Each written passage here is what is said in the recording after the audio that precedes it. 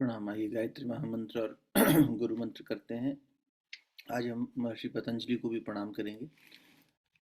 आपसे निवेदन था कि अपना सेल्फ असेसमेंट पर थोड़ा ध्यान दें। और पिछले सप्ताह में हमने मुझे दो लोगों ने अप्रोच किया कि हमने अपना सेल्फ असेसमेंट किया है and this is where we would like to improve. तो ये अच्छी बात थी, मैं चाहूँगा सभी लोग करें सो दैट अगर कहीं कोई पर्सनलाइज्ड इंडिविजुअल इनपुट दिया जा सके तो ऑफ कोर्स आपकी क्लासेस अच्छी चल रही हैं, आप पूरे एंथुजियाज्म से आ रहे हैं उसमें।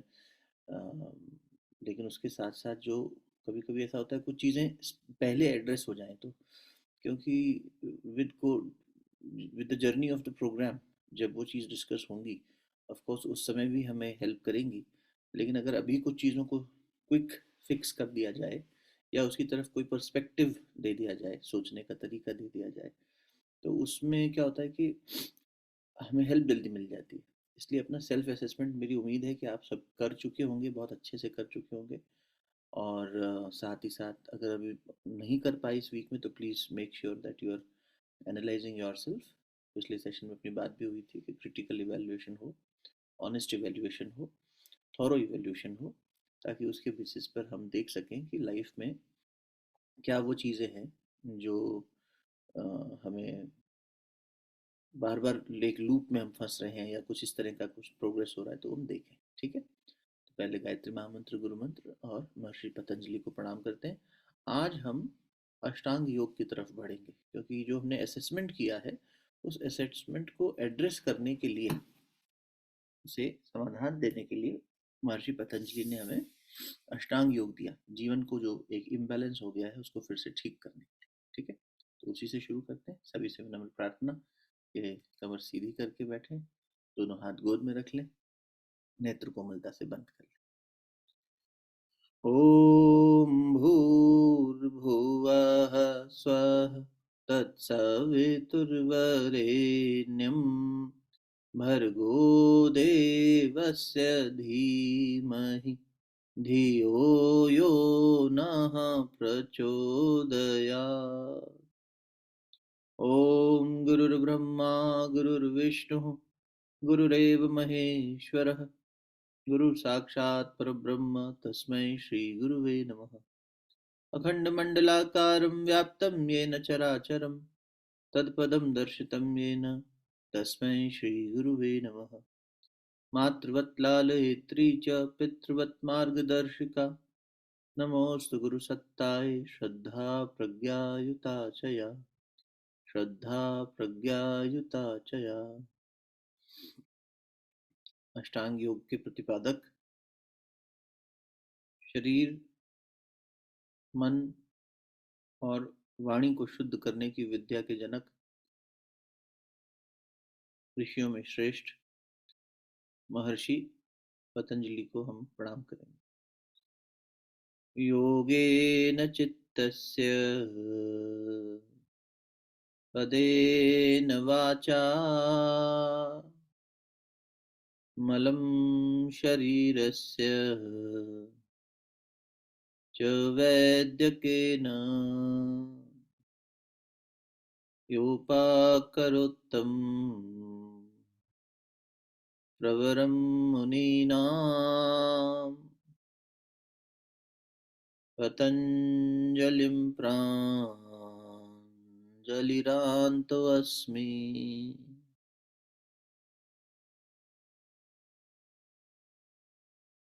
दोनों हथेलियों को आपस में मिलिए, मुखमंडल पर, हृदय स्थान पर और नाभि कमल पर स्पर्श कराइए।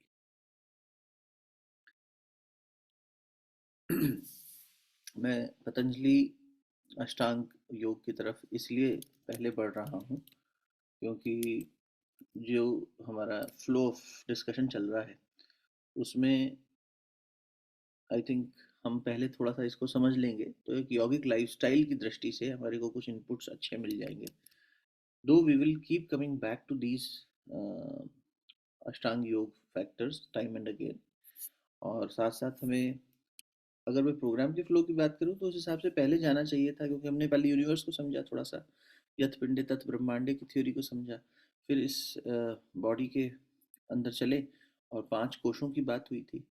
तो उस पॉइंट ऑफ व्यू से अब मुझे 7 चक्रों की बात करनी चाहिए।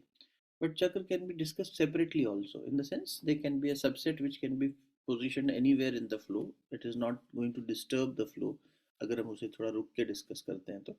पहले हम अष्टांग योग की परव्यू में ये समझ लेते हैं कि हम अपने इन जीवन के जो हमने असेसमेंट किया है, या एक मोटे तौर पर हमें पता भी है कि जीवन में आज हम जहाँ भी जिस भी पड़ाव पर हैं, कोई सिंगल है, कोई मैरिड है, कोई पेरेंट है, कोई नॉन पेरेंट है, अम, तो ऐसे में हम कहाँ फंस रहे हैं, या मन कहाँ बार बार रोक रहा है, क्या हमारे अंदर स्ट्रेंथ्स हैं, किनको हमें और पॉलिश करना है, कहाँ हमें पहुँचना है। थोड़ा बहुत मोटा अंदाज़ा आदमी अगर बहुत डीप असेसमेंट ना भी करे तो भी उसे पता है कि उसके पेन एरियाज और स्ट्रेंथ एरियाज क्या हैं।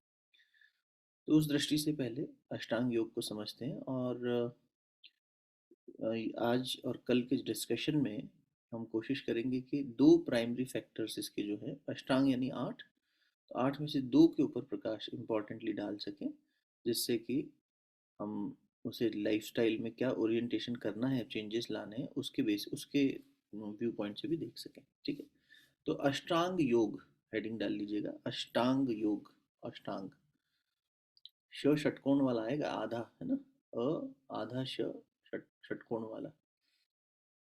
तो आ की मात्रा, अंक की बिंदी, ग, अष्टांग योग। अष्टांग योग मतलब अष्ट अंग, अष्ट यानी 8, है ना, 8 लिम्ब्स, 8 लिम्ब वाला, 8 चरणों वाला, 8 स्टेप्स वाला। तो इसके 8 अंग हैं, और एक्चुअली वो सीक्वेंशियल ही हैं, so they have to be followed in a certain sequence। तो अष्टांग योग के वो 8 स्टेप्स क्या हैं, पहले उनके नाम लिख लेते हैं, थोड़ा उससे यूज टू हो जाते हैं, है ना। लिखेंगे तो नोट्स बनेंगे, सिर्फ सुनना नहीं, लिखना जरूर। तो अष्टांग में महर्षि पतंजलि ने सबसे पहली चीज जो दी वो क्या थी, यम। यम, हिंदी में लिखना यम। और अब यम जो लिखा उसके नीचे लिखना थोड़ा जगह छोड़ के, so that we can define what yama is and we can come back to this space later once we note down the nomenclature. Yama, उसके बाद दूसरा लिखिए नियम। नियम, यम, नियम, आसन, तीसरा है आसन। अगर आप इसके फ्लो को थोड़ा सा साथ साथ लिखते लिखते समझेंगे तो you will find that what he is doing is, he is taking us from outside in. ठीक है ना, मैं उस पर वापस आऊंगा, बट आप क्योंकि लिख रहे हैं तो साथ साथ थोड़ा सा अपना थॉटफुली इसको सोचेंगे तो मिलता जाएगा।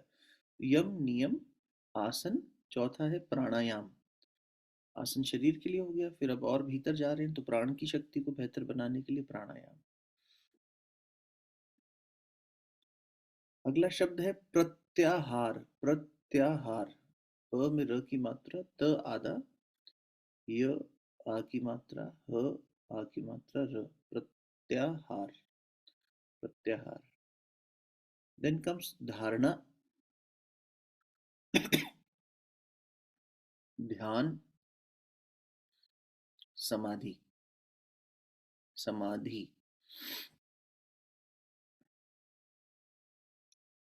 ठीक है। Before going into the depth, फिर से एक चीज को रीअफर्म करना चाहूंगा। हमने 6 दर्शन पढ़े, है ना, सांख्य और पतंजलि और ये सब डिस्कस कर लिए, 6 दर्शन, मीमांसाएं देख ली क्या होती हैं।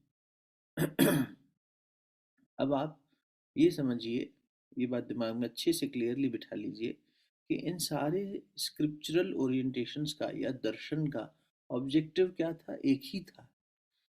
क्या था ऑब्जेक्टिव?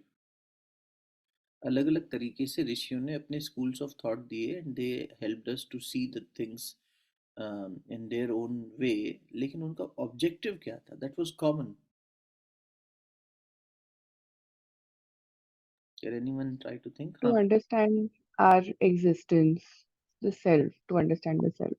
जी, तो बहुत सुंदर, एक तो ये एग्जिस्टेंस क्यों है इसको समझना, और साथ ही में अपने आप को जब समझेंगे, अपने आप को जब समझेंगे, क्रिएशन को भी समझ लिया और अपने आप को भी समझ लिया, तो कहाँ पहुँचना है ये समझ के, तो डेस्टिनेशन भी बता दी। तो उसी थॉट में ये बात भी जोड़ लो बेटा कि to understand this whole cosmic creation and self and to reach the ultimate state, एक हाईएस्ट पोजीशन जो है कॉन्शियसनेस की, अल्टीमेट स्टेट ऑफ कॉन्शियसनेस, वहां पहुंचने की।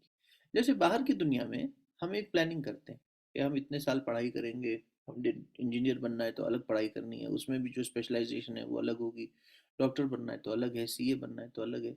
जो भी हमें प्रोफेशन चुनना होता है, एक प्राइमरी एजुकेशन सेकेंडरी एजुकेशन के बाद में we go into those specialisations, और हम प्लान करते हैं कि हमें ऐसा, दिस इज द फ्यूचर, ये पढ़ना है, this is my ultimate position which I am looking up to, कि मैं ये बनना चाहता हूँ प्रोफेशनली। तो उसका एक रोड मैप बनाते हो। ऐसे ही कॉन्शियसनेस के इवोल्यूशनरी प्रोसेस में अगर देखा जाए तो शरीर का इवोल्यूशन तो अब फर्दर नहीं होगा।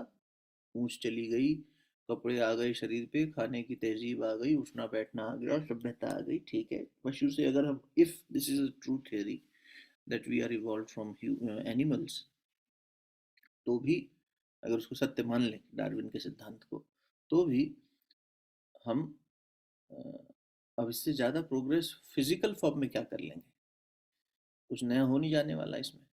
तो फिर अब किसके इवोल्यूशन की बात करें, अब कौन सा इवोल्यूशनरी प्रोसेस है? तो ऑफ कोर्स हमारी कॉन्शियसनेस अभी डिप्लीटेड है, उसको अपलिफ्ट करना है। और उसी डिप्लीटेड कॉन्शियसनेस की वजह से ही सारी समस्याएं हो रही हैं। अब उसी को हम, जब गुरुदेव कहा करते थे मनुष्य की चेतना के आधार पर उसको देखो, तो कभी वो पशु जैसा कार्य करता दिखाई देता है। पशु का काम है सिर्फ खाना, सोना और प्रजनन करना। प्रकृति उसे जैसे प्रेरित करती है वैसा वो करता रहता है। तो उसका जीवन चक्र उसी तीन चीजों में बाध्य होकर रह जाता है, इससे अतिरिक्त वो ज्यादा नहीं सोच पाता। उसी में उसके इमोशंस भी हैं, उसी में उसके लॉजिक्स भी हैं, उसी में उसका सब सेंसेस हैं, वो हो गया। It is more external life, it is more life driven by senses and compulsion of senses. बोले कोई इससे भी नीचे चला जाता है, वो पिशाच की चेतना हो गई। पिशाच कौन होता है? बोले जो दूसरे को नुकसान देता है और अपना फायदा कराता है। तो कॉन्शियसनेस के बेसिस पे देखो तो there could be one form of, one category of people who live like this, जो दूसरे को तंग करके दूसरे का खून पीते हैं और खुद का घर चलाते हैं, खुद का फायदा उठाते हैं। इसके बाद बेटा एक स्थिति आती है ह्यूमन कॉन्शियसनेस की, जो खुद के लिए भी सोचता है, दूसरे के लिए भी सोचता है, अपने परिवार के लिए सोचता है, थोड़ा समाज के लिए सोचता है। और गुरुदेव चौथी लेवल क्या है? तो चौथा लेवल बोले बेटा वो डिवाइन कॉन्शियसनेस का हो गया। उसमें क्या है, फिर वो सर्वत्र सबके लिए सोचता है, जहाँ विवेकानंद खड़े हैं, जहाँ महापुरुष खड़े हैं, वही देखिए, वो फिर सभी को, सबके लिए क्या करें, सबकी सिचुएशन से खुद को पीड़ित पाते हैं और उसके लिए कुछ काम करते हैं। तो ये जो कॉन्शियसनेस है हमारी, इसी को बढ़ाना। शरीर से तो बंदर थे ना हनुमान जी, कॉन्शियसनेस बढ़ाई तो भगवान तुल्य हो गए। शरीर से तो अर्जुन मनुष्य है, लेकिन नर से नारायण की यात्रा कर लेता है, इसलिए समता को प्राप्त कर लेता है, इक्वानिमिटी को। गीता जी ने उसको वहां पहुंचा दिया। तो भगवान के सानिध्य से वो वहां पहुंच गया। भगवान का सानिध्य नहीं लेना, अपना सानिध्य ले लो, ये भी तो भगवान का ही अंश है, तो फिर इसी का सानिध्य ले लो, कोई दिक्कत नहीं, ये भी पहुंचा देगी अंतरात्मा जो इसकी शरण में चला गया। अध्यात्म शब्द का मीनिंग क्या है? अधि प्लस आत्म, अधि प्लस आत्म। अधि मीन्स निकट, नियर, आत्म माने self. Anything that helps you get closer to your self is spirituality, your core, है ना, ट्रूएस्ट फॉर्म। जो अपन ने पंचकोश में बात करी थी, उस सर्किल का सेंटर जो बिल्कुल कहीं लिप्त नहीं हो रहा है, जो शुद्ध है एकदम, और उसके ऊपर ये लेयर्स चढ़ी हुई है। इन लेयर्स को ही हमें अनलीश करना है। चाहे वो माइंड की लेयर हो, चाहे वो सेल्फ आइडेंटिटी की विज्ञानमय कोश की लेयर हो, चाहे प्राण की शक्ति हो, चाहे फिजिकल, सब सब लेवल पर आप एक साथ जब काम करने लगते हो तो इम्प्रूवमेंट आता है। जैसे अभी आप 5 डेज में जब योग की प्रैक्टिसेस कर रहे हो, आसन से आपके शरीर में शक्ति आ रही है, वो शरीर क्योंकि बाकी लेयर्स ऑफ कॉन्शियसनेस पे भी असर डाल रहा है, तो हाँ वो करने से मन को भी अच्छा लग रहा है। Yes I am waking up in the morning, yes I am making movement in my spine, my body, everything, तो मेरे को थोड़ा सा अच्छा फील आ रहा है। या मेरी प्राण शक्ति प्राणायाम से बढ़ रही है, या मैं थोड़ा सा जब ओम चैंटिंग करती हूँ, या मैं थोड़ा सा प्रार्थना करता हूँ, तो मुझे अच्छा लगता है। ये सब चीज़ें क्या है, ये हमारे ओवरऑल होलिस्टिक काम कर रही है। But at the same time there are still issues which need to be addressed, कि भाई मैं बार बार एक लूप में फंस जाता हूँ, मुझे गुस्सा बहुत आता है, मेरे साथ एक सर्टेन पैटर्न ऑफ लाइफ है जो रिपीट हो रहा है, मैं बहुत अकेला फील करता हूँ, या मैं कुछ करना चाहता हूँ लेकिन मेरी शक्ति कम पड़ जाती है, आई हैव गुड थॉट्स मैं करना चाहता हूँ कि मैं ये करूँ वो करूँ, मेरी बकेट लिस्ट है, लेकिन कभी मेरी जो विल पावर है वो कम पड़ जाती है तो हो नहीं पाता। These are many issues which humans are going through. अब इनसे जब वो ऊपर उठता है तो मैं से फिर आगे बढ़ता है, पर्पज ऑफ लाइफ को सोचता है, क्योंकि पैसा भी कमा लिया, फैमिली भी बना ली, देख भी लिया, तब भी कुछ there are certain elements which needs to be addressed. इस दृष्टि से अपन देखें लाइफ को तो होलिस्टिक क्या हो रहा है, इस तरह से अप्रोच हो रहा है। तो ऑब्जेक्टिव क्या हो गया, एक तो क्रिएशन को समझना, और क्रिएशन को समझने के साथ साथ खुद को उस अल्टीमेट स्टेट ऑफ कॉन्शियसनेस में ले जाना, जिसके लिए स्पिरिचुअल टर्म आती है कैवल्य। लिख लीजिए कहीं, कैवल्य। कैवल्य यानी केवल, केवल शब्द से, इसी से बना कैवल्य, एक स्टेट जहां there is nothing else, only consciousness. इसी के लिए दूसरा शब्द आता है कैवल्य के आगे, आप स्लैश लगा के ऑल्टरनेटिव वर्ड लेना चाहें तो समाधि। कैवल्य और समाधि, समाधि, इनके एक्सप्लेनेशन अभी चलेंगे साथ साथ, ठीक है। So the goal of life is to understand what and how the creation is, why the creation is, and then also reach that ultimate state of कैवल्य।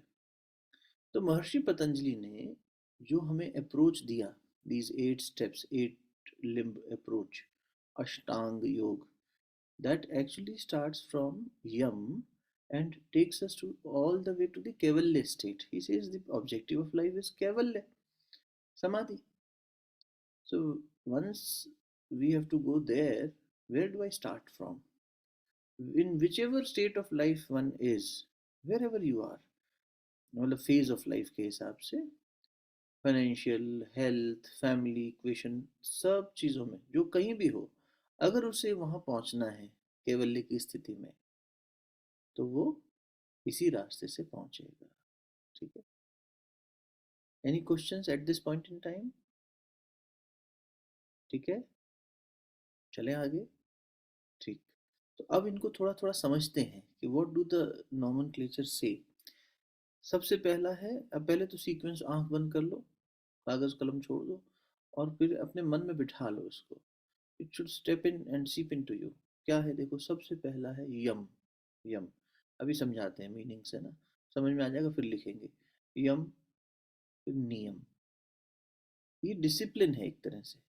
इस डिसिप्लिन को ही यम और नियम, ये दोनों जुड़ते हुए शब्द हैं। फिर उसके बाद में फिजिकल बॉडी आई, आसन, प्राण आया, प्राणायाम, यम नियम आसन प्राणायाम, ठीक। अब प्राण से अंदर चलूं तो बोले मन आएगा। तो मन में जाने के लिए बाहर से अंदर जा रहे हैं, तो इसलिए एक इंटरलिंक आ गया, एक इंटरल्यूड आ गया, उसको बोलते हैं प्रत्याहार। प्रत्याहार, प्रत्याहार, ये शब्द थोड़ा नया है, इसको समझेंगे। फिर क्या है, तो फिर बोले कि प्रत्याहार के बाद धारणा, ध्यान और समाधि। तो ध्यान में पेनल्टीमेट स्टेप है, पेनल्टीमेट मतलब लास्ट से एक पहला, तो एट्थ स्टेप इज समाधि और कैवल्य। So once I have to reach to the destination, dhyan is the just one step before that, and before getting into that meditative mode, I need to prepare 6 more steps. I need to go through that. I can't jump and skip and think that I will reach there. No, every step has to be done justice. तो अब इनके meanings को समझो, वापस आओ, नेत्र खोल लो। यम, यम, यम, यम शब्द का मीनिंग, कविता, तूने बड़ा यमी वो बनाया था ना, गाजर का हलवा। है ना, यम याद रहेगा ना, इसके गाजर के हलवे से हमें यम। अभी हम योग की परिभाषा वगैरह पे नहीं जा रहे, अभी हम सिर्फ अष्टांग समझ रहे, फिर योग की परिभाषा और सूत्र भी पढ़ेंगे। यम, यम का मतलब क्या हुआ, डिसिप्लिन, इंग्लिश में लिखो डिसिप्लिन,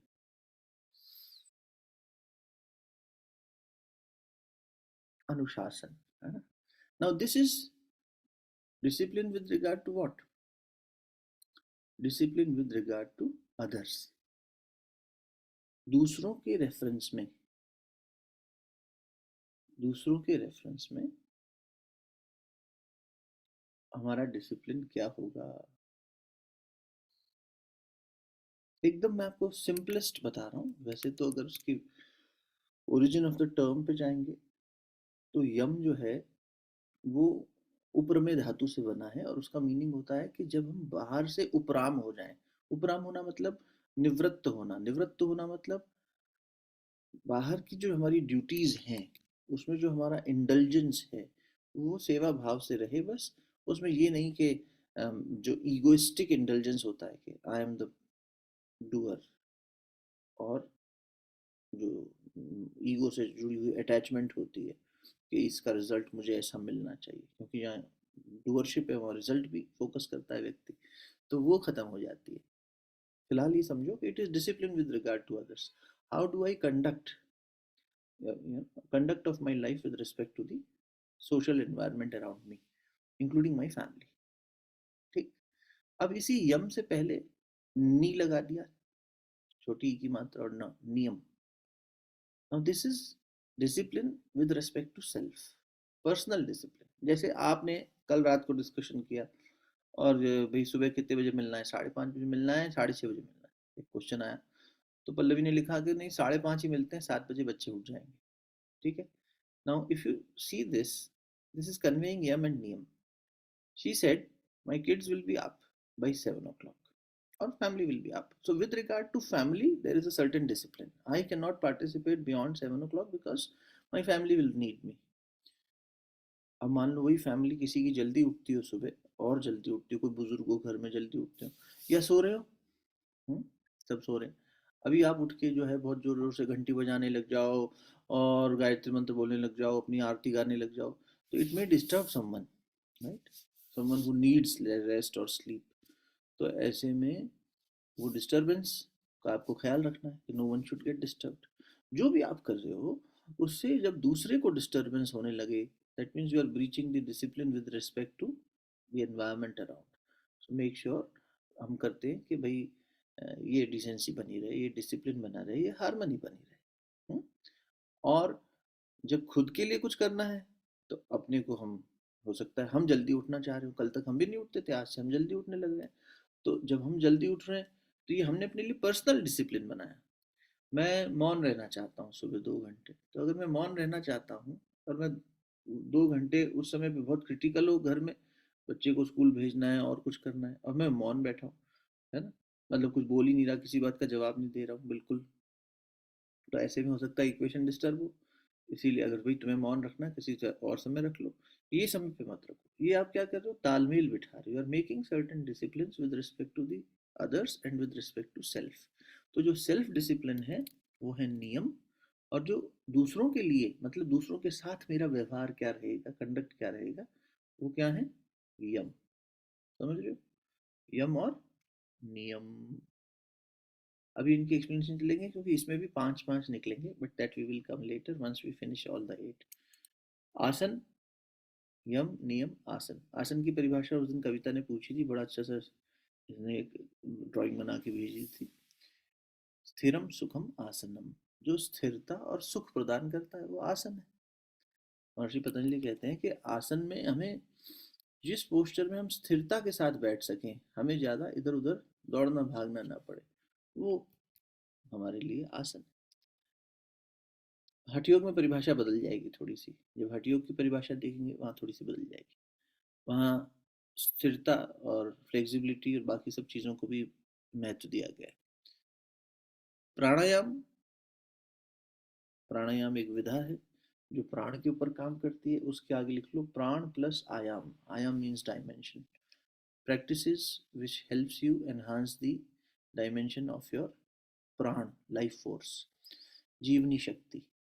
वो सभी अभ्यास जो प्राण की शक्ति को बढ़ाते हैं, उसमें हम विशेष रूप से ब्रेथ वर्क को इसलिए फोकस करते हैं because breath is the most vital source of life force. अगर आप देखें तो हमें भोजन से भी प्राण मिल रहा है, हमें पानी पीने से यानी जल पीते हैं तब भी हमें प्राण मिलता है। प्राण हमें अपने प्रियजन से भी मिलता है। अरे तुम आ गए हमारे प्राण प्रिय, हमारा बच्चा हमारे पास आ गया, प्राण आ गया हमारे में। एक पुष्प को खिलते हुए देखो तो भी हो जाता है, पशु से भी मिल जाता है, किसी का पेट एनिमल घर पहुंचते हैं थकान से और एकदम से हमारा पेट हमारी गोद में आ जाता है, हमारी थकान उतर जाती है, बट प्राण आ गए मेरे तो वापस। प्राण तो कई जगहों से आ रहे हैं, लेकिन जो इम्पोर्टेंस की लेवल पर देखेंगे अगर, तो breath is the most important, because without that the survival is itself in questionable. तो इसलिए सांस नहीं ली तो भाई दिक्कत हो जाएगी सब चीज़ का। पानी थोड़ी देर बाद में पी लेंगे, खाना थोड़ी देर बाद में खा लेंगे, है ना। कोई इंटरमिटेंट करता है, कोई फास्टिंग करता है, तो अपनी चॉइस से खाना डिले करता है ना, लेकिन अपनी चॉइस से सांस डिले नहीं कर सकते। तो therefore when it comes to pranayama, breath को, सांस को आधार बनाकर सारी प्रैक्टिसेस डिजाइन कर दी गई। मिलती तो सब जगह से ये प्राण, तो इसलिए प्राणायाम का मतलब है डायमेंशन ऑफ प्राण को एनहांस करना, जो कि मल्टीपल सोर्सेज से होता है, but specifically this focus is on different techniques of breathing, जिसके माध्यम से ब्रेथ नहीं, ब्रेथ के अंदर छुपे हुए प्राण को हम एनहांस करते हैं, उसके डायमेंशन को बढ़ाते हैं। यम, नियम, आसन, प्राणायाम, इन चारों के आगे एक ऐसा बड़ा सा ब्रैकेट बना दो और इसे लिखो बहिरंग योग। बहिरंग योग, बहिरंग, दीज आर एक्सटर्नल। यम क्या है? बाहर है। नियम क्या है? बाहर है। आसन क्या है? शरीर का है, वो भी बाहर हो रहा है, दिख रहा है आप आसन कर रहे हो। प्राणायाम भी पता लग रहा है। ये चार चीजें बाहर है, बहिरंग योग। अब आया एक इंटरल्यूड, यानी कि जैसे म्यूजिक में डाल देते हैं या ट्रांजिशन डाल देते हैं। Now there is a transitional phase which is pratyahar. This is like the connecting bridge between the external and the internal. तो ये क्या कहलाया? प्रत्याहार शब्द का वो करो संधि विच्छेद, यानी ब्रेक डाउन करो वर्ड को। शब्द ब्रह्म है, हिंदी में किसी की पकड़ अच्छी हो तो कोशिश करें। प्रत्याहार, प्रत्यय प्लस आहार। हम्म, प्रत्यय प्लस आहार। प्रत्यय नहीं ना, फिर वो प्रति हो जाएगा, प्रति, प्रति हो जाएगा। प्रति प्लस आहार। हाँ लिखो, लिखो लिखो, प्रति प्लस आहार।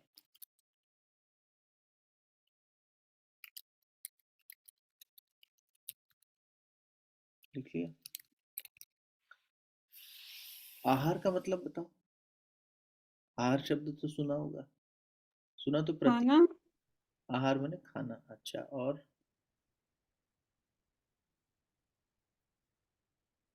जैसे प्राणायाम में हम ब्रेथ को इमिडिएटली प्राणायाम से जोड़ते हैं, इसलिए ऐसे ही आहार को हम भोजन से क्विकली जोड़ देते हैं, because that is one source.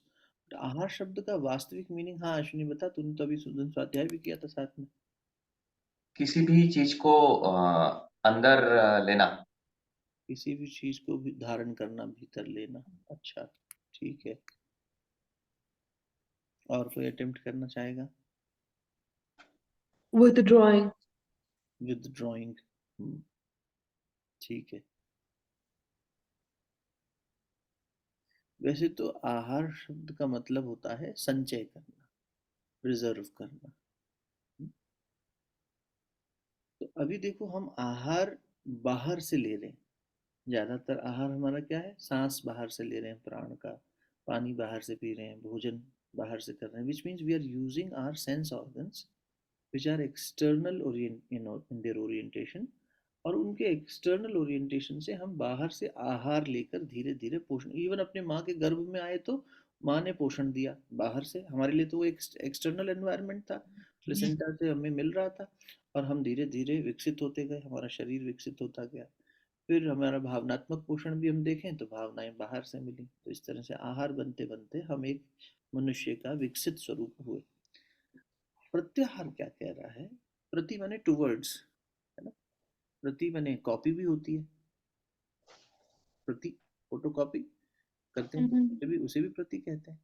तो प्रति माने टूवर्ड्स भी होता है इंग्लिश में, टूवर्ड्स, इसके प्रति, इनके प्रति हमारा व्यवहार, है ना, इनके टूवर्ड्स दिस पर्सन, इनके प्रति हमारे मन में सम्मान का भाव, इनके प्रति हमारा द्वेष आता है। ये प्रति माने towards.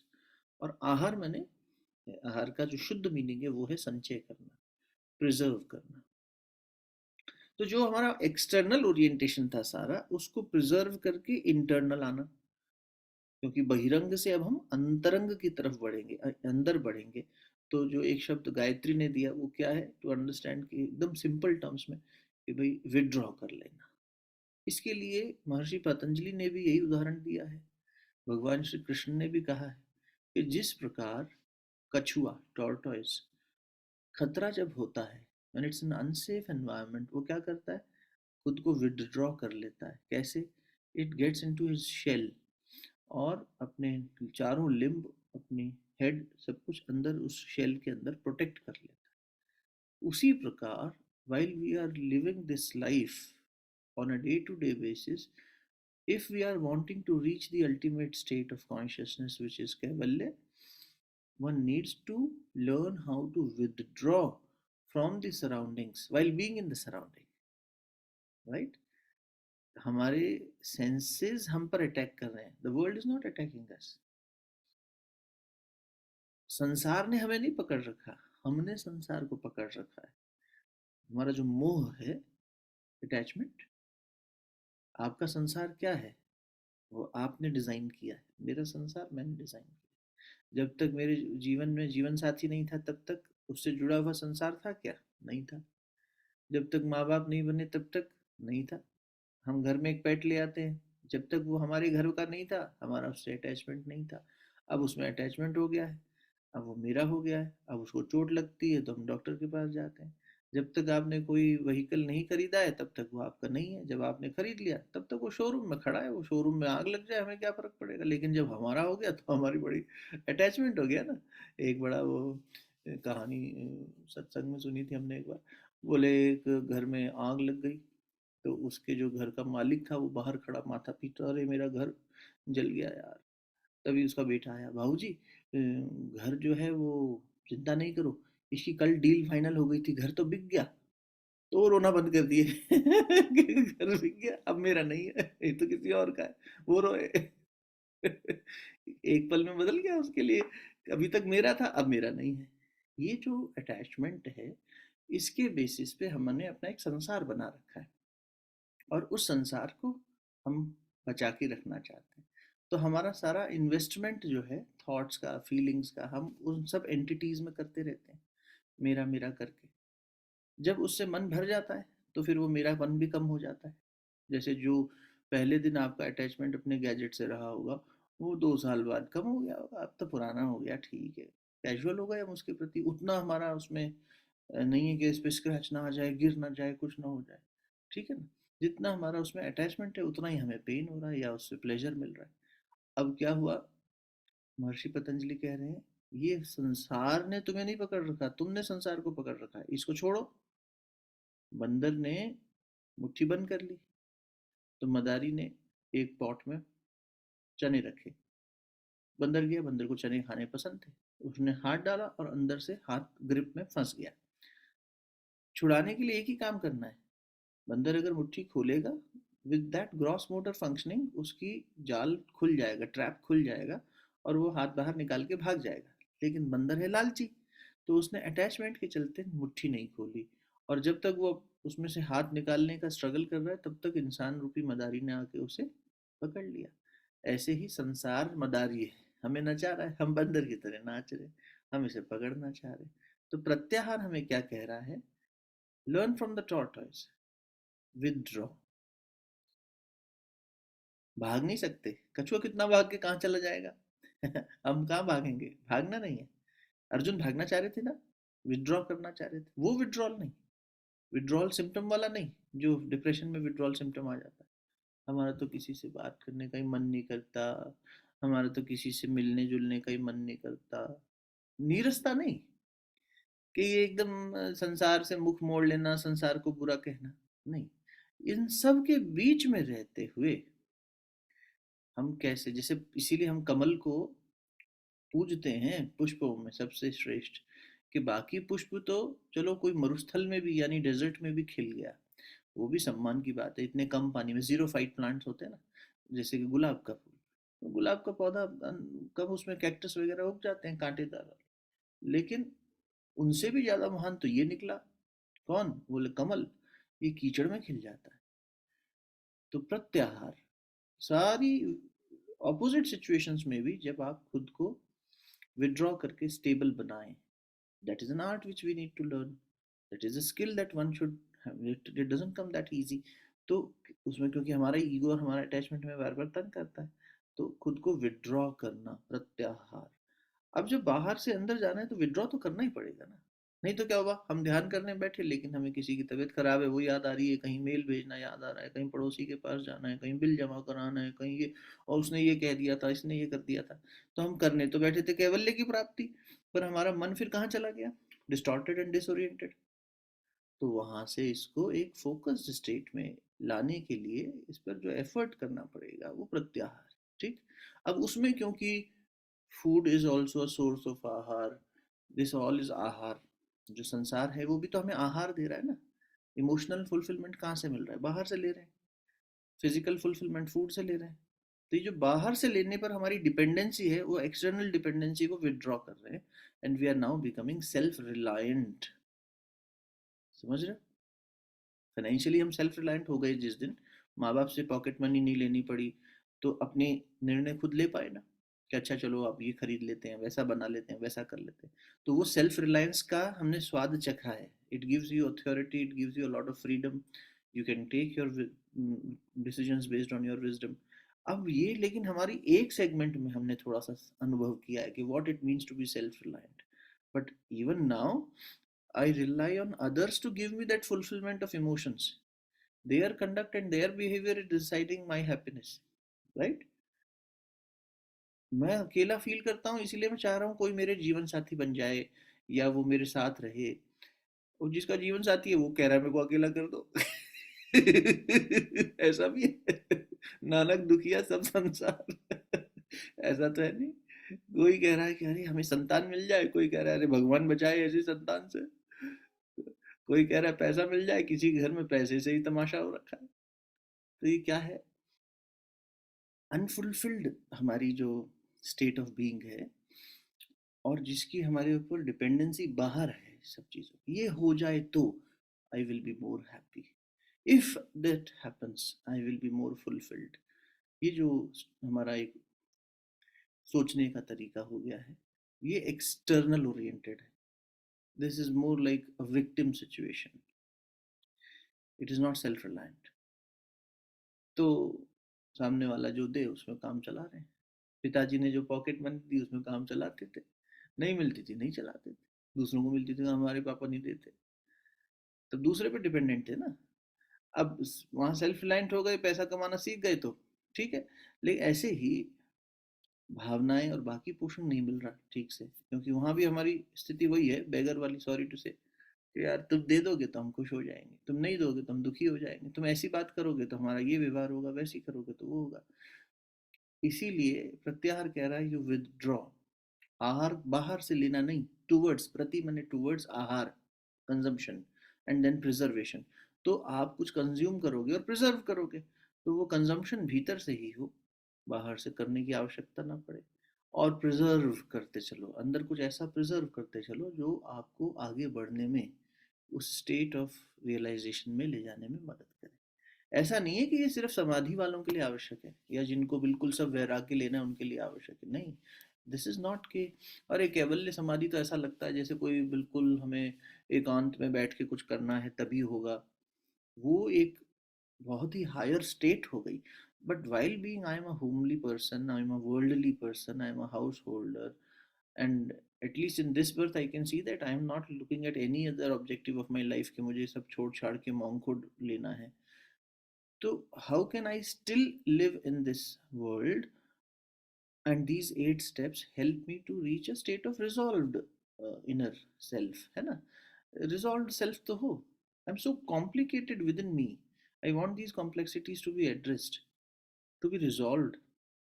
I don't want to realise God और आत्मा, अभी ठीक है अभी वो स्थिति नहीं आई, but at least I want to realise my potential.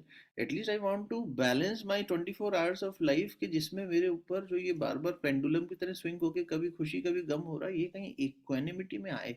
I want to be more stable. ये नहीं कि I am getting carried away with little moments of happiness only, और उसमें इतना ऐसा हो जाते हैं फिर अगले मोमेंट हम बिल्कुल नोज डाउन एकदम डीप नीचे आके गिर जाते हैं। ऐसा नहीं है, हम एक स्थिरता की स्थिति में आए।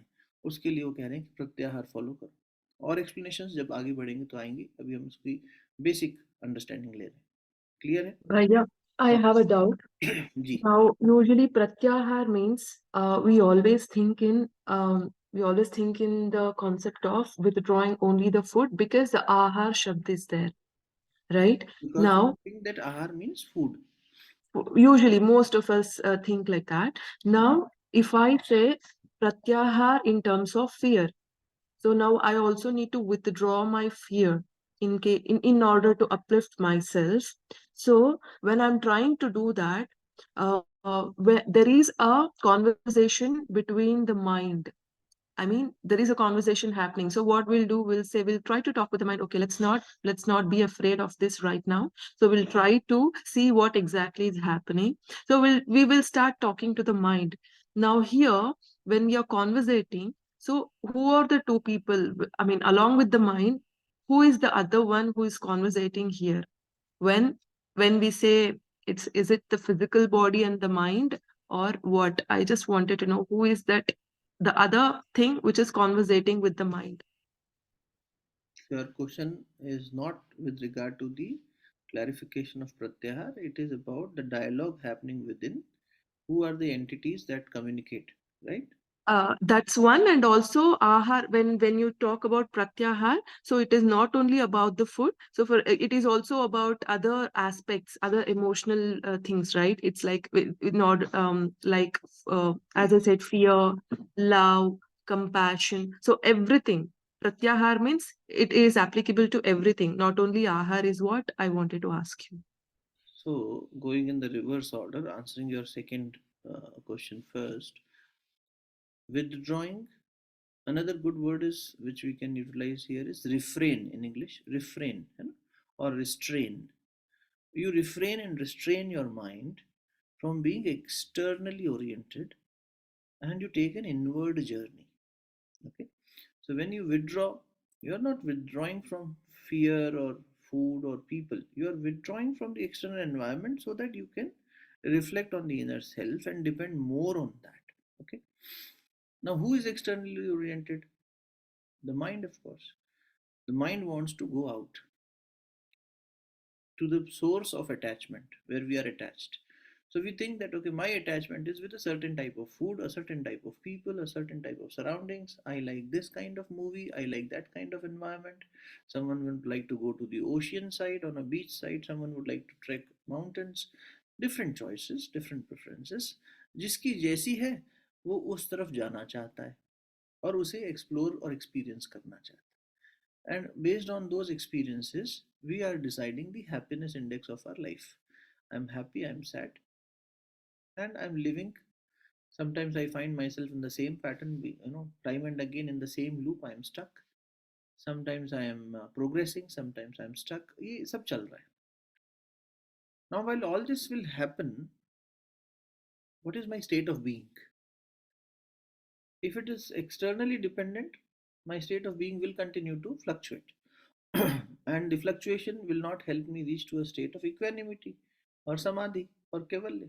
Therefore, to reach there, I need to ensure that this external swing should slow down. The swing is happening because of my external orientation. When I orient externally, there are emotions involved. Mind is going externally. So I want to withdraw my mind from being involved in these sensory pleasures, the pleasures that are coming from the senses. I see something. Oh, wow. Oh, very bad. ये good and bad कैसे बना? Based on my perception of good and bad. तो ये जो perceptions हैं, what are they doing? They are creating fluctuations in mind. These fluctuations, if they are in line with my alignment of definition of happiness, I feel happy. These fluctuations, when they are against it, I feel unhappy, pleasant or unpleasant. All these experiences are happening based on these fluctuations only. Therefore, when we will go to the definition, it is all about cessation of those fluctuations. Definition of yoga, that you silent the mind. Now, this is before silencing the mind, that you should have a yum, you should have certain niyam, you should have the way you operate in the external world, you should have certain disciplines, then you should have some physical alignments, then you should have some good vitality, pranayam, and then he says you start withdrawing yourself, your mind from the senses now, because you need to go to a state of dhyan, you need to practice that. So to prepare your mind, you first withdraw it from the external. If my overindulgence in food, overindulgence in people, overindulgence in external is too heavy, then it will be difficult for my mind to be silent. So there is a certain external arrangement required, Bahiranga Yoga. From Bahirang, when you are moving in, you are withdrawing not just from the food but also from the surroundings. And while we are saying surroundings, it does not mean that you stop talking to people, you stop going to office, you stay in silence, you cut yourself off and shut yourself off from the world. No, while being in the world like a lotus flower, you still have to blossom within. So, what is required to be done is I refrain myself. For example, you mentioned about fear. I refrain myself from the position of fear. So, where do I go? I need to go to a counter position then, which is faith. So, I counter my fear with my faith. I feel insecure because I don't trust. I don't have the faith. So, I feel insecure. From that state, can I reach to a state of faith and assurance? I feel too selfish. I want. Rather than that, can I reach to a state which is counter to it? So when you start countering those states from external to internal, so we don't have to withdraw from love and compassion. No, that is your natural self.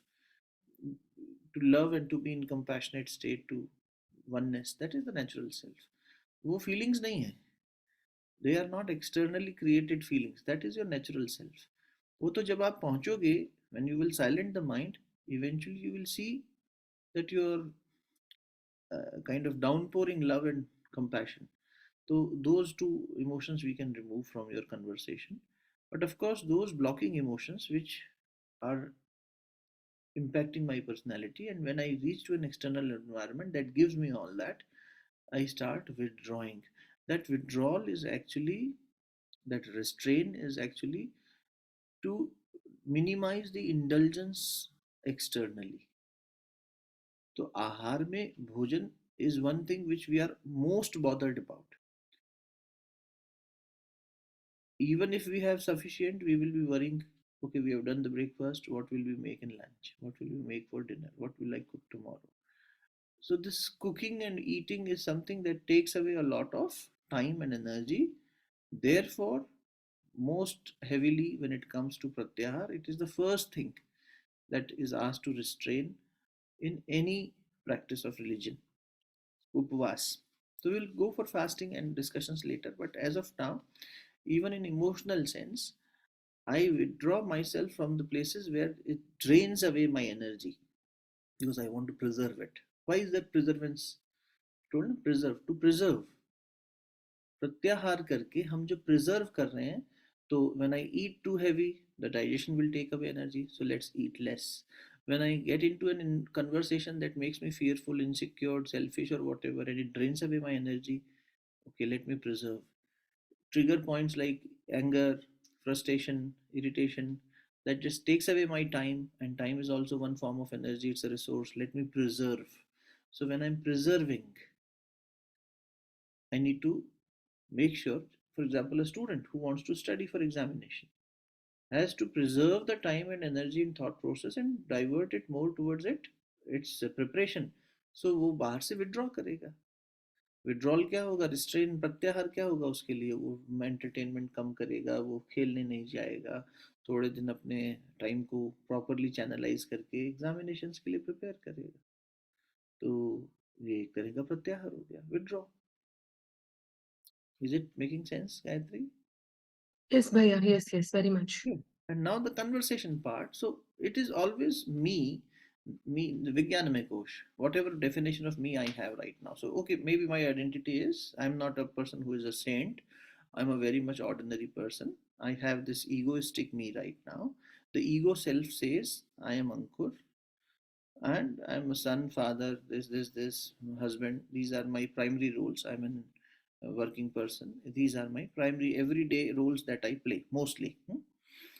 I'm not a very responsible citizen who will go and plant trees every day and help beggars or help orphans or help old age. No.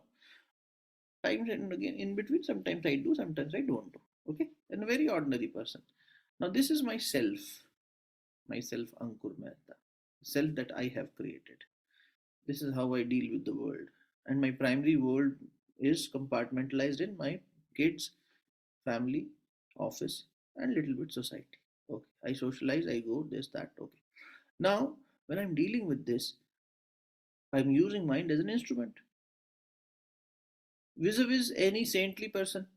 That person is also having a self consciousness and a mind. Ratnakar was a dacoit, then he became Valmiki, the rishi. Amrapali was into prostitution, then she became disciple of Buddha. Angulimal was a dacoit, then he became the disciple of Buddha. There was a shift, transition, right? How that transition happened? They were all externally oriented people. With their body and with their conduct, they were completely externally oriented. They started withdrawing when they came in the divine touch. So they thought about themselves, okay, I was thinking I'm Amrapali. I was thinking I'm a dacoit. I'm doing it for my family. Ratnakar says the same thing, no, to Narad, that Devrishi Narad, you might be making sense, but I have a family to look after. And this is the only way I know how to look after them. And I please them. My wife is very happy with this. My father is very happy. My son is young. He is very happy with the way I'm feeding them and looking after them. Then he says, go and ask them. Tomorrow, if you will be jailed or caught, will they come with you? When he goes and he finds a realization, no one said yes. The father also denied, though he was very old. But he said, no, I want to live my life. Why will I pay for your actions? It is your action. You deal with it. So, therefore, the conversation started happening within him. For earlier, it is an external dialogue. But then there is an inner dialogue also that is taking place. Who are the two entities talking? Of course, my mind, who is a tool to communicate, it's like a radio transmission, and me. Then I question my identity also. What am I? Then I go further. That means you are unleashing the energy and the treasure of Kosh. Kosh means treasure of Vijnanamay. We discussed it in the previous session, the session before. That Vijnanamay means I am now questioning myself and trying, wanting to understand beyond these questions. Okay, I'm not a dacoit, but at least at some point in time, if you go by Maslow's hierarchy, what does Maslow say? That Maslow pyramid, सुना है? एक Maslow नाम का एक था, MASLOW, Maslow. उसने pyramid दिया, विचारक था. पिरामिड क्या कह रहा है? At the bottom of the pyramid, there are physical needs, bodily needs, right? Then there is security needs. I need social security. I need emotions to be exchanged with people. Human is an interdependent entity. All are, in fact, but humans are more independent externally also. तो एक coexistence की बात हो रही है. So I need that fulfillment also. And when one progresses further up, कि मेरे पास physical needs पूरी हो रही है, financial security है, emotional security है, then that person thinks about self-actualization needs. What am I and all that. है ना? धीरे धीरे वो स्थिति में पहुंचता है. विवेकानंद जी जब यूएस गए और वेस्ट में यूरोपियन कंट्रीज में भी गए, तो उनसे किसी ने कहा, when you have so much of wisdom and your country has given this wisdom to you, why don't you preach your own fellow men, because they are also not living this way. So he said they are dealing with poverty right now. They have been looted for thousands of years. First they need food, first they need survival. Once they are having the basic requirements fulfilled, then they can think of God realization. ठीक बात है. थोड़ा basic तो चाहिए ही होगा ना for the survival. This is how the whole system is also functioning. Brain is also meant for survival first, then comes learning. Therefore, in an environment which is unsafe, you and I will not be able to learn. A kid will not be able to perform when it is an unsafe environment. Withdraw कर लेगा. वो withdrawal दूसरा है. That I don't want to connect because I feel unsafe here. I want to run away. ये withdrawal ये कह रहा है that you stay there and still not get affected by it.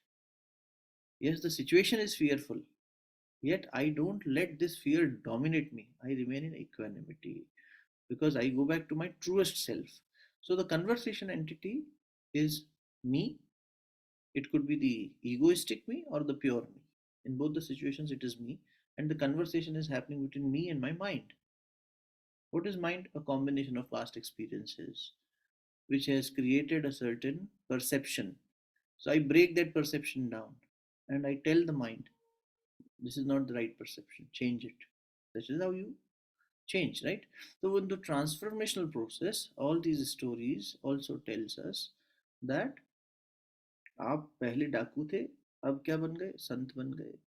तो वो कन्वर्सेशन हुआ ना. All that while what was happening, he was saying mara mara mara mara. That conversation was happening. The moment of eureka came in that very when it struck to him. Yes, ये तो सब कोई साथ चलने वाला नहीं है. What am I doing with my life? Let me understand and explore.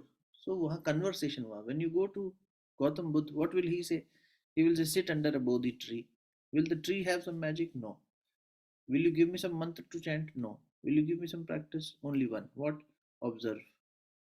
So you will close your eyes, half open, half closed, whatever way. And you will see how your mind is fluctuating, what it is saying. And you're simply watching it, simply watching it. You means your truest self as an observer, witnessing and seeing. Now you're not a victim, you're a witness. And when you're a third party, third entity, now a new identity altogether, in the sense you're taking a standpoint where you choose not to react, not to respond, but simply watch and witness. Things start settling down. Mind starts settling down. It depends on how much the mind has taken in the past. It will take that much time to settle down. And therefore, it's a journey that starts there, but then eventually you become a saint. Eventually you become Valmiki. After many years, that is the path of realization. तो अभी हमने जो discussion किया है, let's go back to that yam niyam आसन प्राणायाम, will it happen overnight or this theory? No. वो आसन करना पड़ेगा ना, वो प्रत्याहार प्रैक्टिस में लाना पड़ेगा ना, वो डिसिप्लिन को यम और नियम को सेट करना पड़ेगा ना. Once you set the compass, yes, the life will start changing, but the complete change, it will be a journey to take to reach there and become stable. सही बात है ना. उसको आपको कंसिस्टेंट एफर्ट से लेके चलना पड़ेगा. So eventually one day the flower will blossom. You will feel, oh my god, good, last 3 months, 4 months, 1 year I've been doing this, and now I don't get agitated.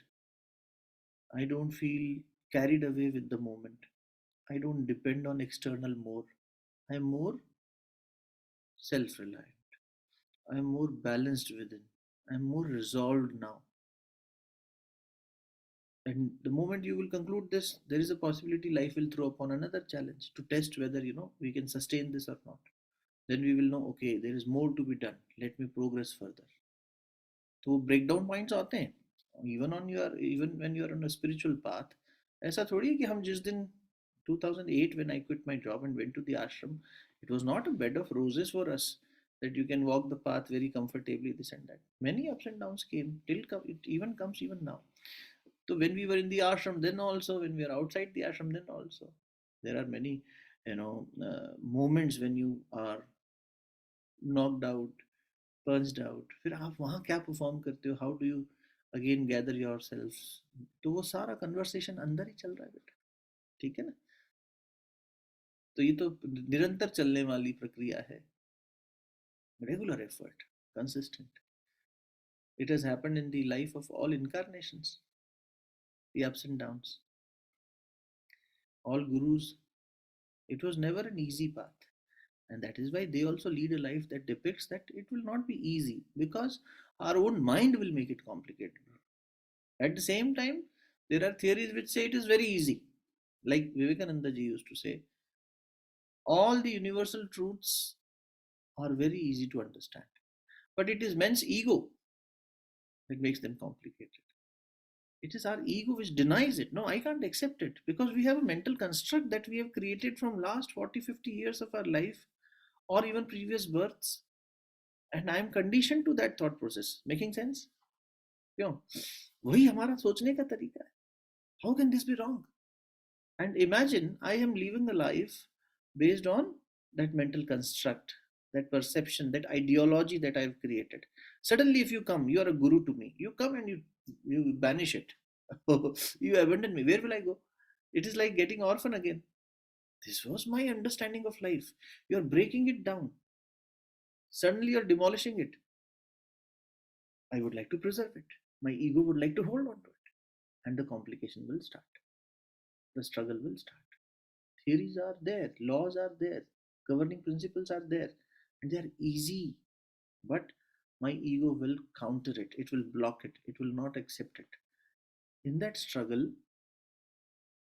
time will go, of course, and learning will also happen. It's only that much. Those who can shed this ego quickly, or those, fixations in their mind, they can reach there a little early. Therefore, I always say we all are in work in progress, no? WIP, we are work in progress. Somebody might have resolved some issue out of nine of us right now. Somebody might have conquered fear, like I have Wing Commander. Ashwini Wing Commander, too. I think Wing Commander position is he rank. He's in Air Force, so he can fly aircrafts. He can go for rescue camps. He can help people. But हमारे लिए शायद वो बहुत डरने वाली चीज़ होगी, Heights phobia होगा, दूसरों की हेल्प इस तरह से करना मुश्किल होगा हमारे लिए. He might have conquered it in many ways. He might have encountered. He in fact have Kedarnath tragedy and all that. So being a defense personnel, his limit of handling a certain emotion might be stronger than us. A certain emotion. On the contrary, there could be another emotion where he will find himself difficult, and maybe you and I will be better. So it depends on where we have functioned and practiced more. Which element, which emotion, which dimension have we worked upon more? Based on that, our life will be more resolved in that zone, right? Okay, when it comes to kids, my parenting and me, I'm more resolved. But when it comes to maybe handling office pressure, I'm not good. You are good. Differences. So all that is because where in which dimension have we worked better. जैसे आसन में क्या होता है? Some of us are more flexible with the back strength. Some people are more flexible with their legs. Some people can do certain postures better than others because it is the natural flexibility based on their lifestyle that they have acquired. But there are limitations for everyone. We need to find our limitations and work upon that. Therefore, self-assessment is important. Shall we proceed? चलो, बहुत लंबा detour हो गया. वापस आओ. कहाँ थे? प्रत्याहार. प्रत्याहार के बाद नेक्स्ट क्या आया? धारणा. धारणा. धारणा इज धारण. धारण करना means Jyoti and Gayatri, if you can give an English word to me, because I have not explored any English equivalent to this. In case, just in case, in your readings you have come across. Otherwise, dharana. What is dharana? Ah, Swapnil. It's like not attaining. Similar to that. To take in. Huh? To take in. To take in. Okay. Oh. Deciding to attain a kind of, not the exact word, भैया. अच्छा, हमारी यात्रा देखो हुई कहाँ journey. हमने शुरू किया with respect to others, my discipline, yam. With respect to my own life, personal zone, my space, I decide certain things, certain disciplines. This is niyam. Then I focused on my physical strength and good wellness, physical well-being through asana, pranic well-being through pranayam, and then I withdraw my senses so that my mind can be prepared. I am now zoning into the state zone of mind, and I want my mind to be disciplined. Therefore, I am asking the mind to withdraw from the sensory pleasures and start preserving the energy so that I can attain. Okay, dharana. धारण करने का मतलब किसी चीज को hold करना. धारण. धरती ने हमें होल्ड किया हुआ है ना, तभी तो हम ग्रेविटी से होल्ड किए हुए, तभी तो उड़ नहीं रहे हवा में. It is the gravitational force that is keeping us holding us. So that धारण किया हुआ, इसलिए इसको धात्री कहते हैं. धात्री is a Sanskrit term. Hindi में उसे धरती कहते हैं. धरती. धरती मीन्स धारण करने वाली. In our system, if we see, बुद्धि is धात्री. बुद्धि धारण करती है. इंटेलेक्ट धारण करती है, विचार करती है, एनालाइज करती है, डिसाइड करती है. ऐसे ही धारण करने की क्षमता. सो हमने क्या धारण किया है? धारणा, धारण से बना धारणा. What have we attend? Word ले लें अगर, attend so far. Whatever you and I have attained so far in our life is based on our dharana. To attain, धारण करना. तो attain कैसे करेंगे? Based on dharana. Dharana is the process to attain. So whatever we have attained so far, maybe my perception of life was, okay, I come from a poor family, money is the way to be successful, and I want to be, my definition of success is to have more and more wealth, financial wealth. So I am sacrificing my health also, my emotions also, everything. I'm not looking after my kids also properly. I'm only looking after them by accumulation of wealth, because I have seen scarcity in my life, scarcity of money in my life. So what I'm launching for? Money. My dharana is having financial strength to be the most financially strong person is the best way. Somebody who have been, the surroundings were like not feeding with good emotions, there was trauma or pain in the emotions in the childhood, that person will launch for fulfillment of emotions now. For that person, he or she will say, money is not that important. I want a person who can understand me. I want someone who can listen to me. I need someone's shoulder to lean upon. I want some companion. That is more important for me. So companionship is more prestigious as compared to money or the size of house. Preference change हो गई. Dharana. Somebody's dharana will be, your life is, sorry to say, bullshit. It's all waste. कुछ नहीं है, बेकार है. खाओ पियो मजा करो जाओ. Over. This is dharana. Opinion. Dharana means opinion. Based on that opinion, you attain something. Dharana. You hold something. So right now, if the opinion is more externally oriented, I will not be able to reach a resolved state. Therefore, the preparation so far was in the Bahirang, it was more preparation. You prepare yourself, you create a decorum of life, a certain discipline of life, and then you withdraw. And then in that mode, which mode? When you are preserving, when you are withdrawing from the external, you're not getting impacted so heavily, you are now exploring within, starts the Antarang Yoga from Dharana, Dhyan, and Samadhi. These three are Antarang Yoga. You can make a bracket 6, 7, and 8. They are Antarang Yoga. 1, 2, 3, 4 was Bahirang. Number 5 was a bridge, a kind of an interlude or a connecting point. And then 6, 7, 8 is Antarang. In some texts or commentaries, they have involved Pratyahar also as Antarang, because it's a journey from outside to inside. So outer say inner journey में they say, okay, first 4 are Bahirang, next 4 are Antarang. No fight, it's okay, making sense also. So you can find two kind of commentaries. Some people will say Antarang means last 3. Someone will say Antarang means 4. 4 external, 4 internal. Fair enough. So going back to Dharana, Dharana is your first step or second step maybe into your inner journey, where based on the external what you were holding so far in your life, now you're questioning it and you're resolving your inner state to attain what? Kaivalya.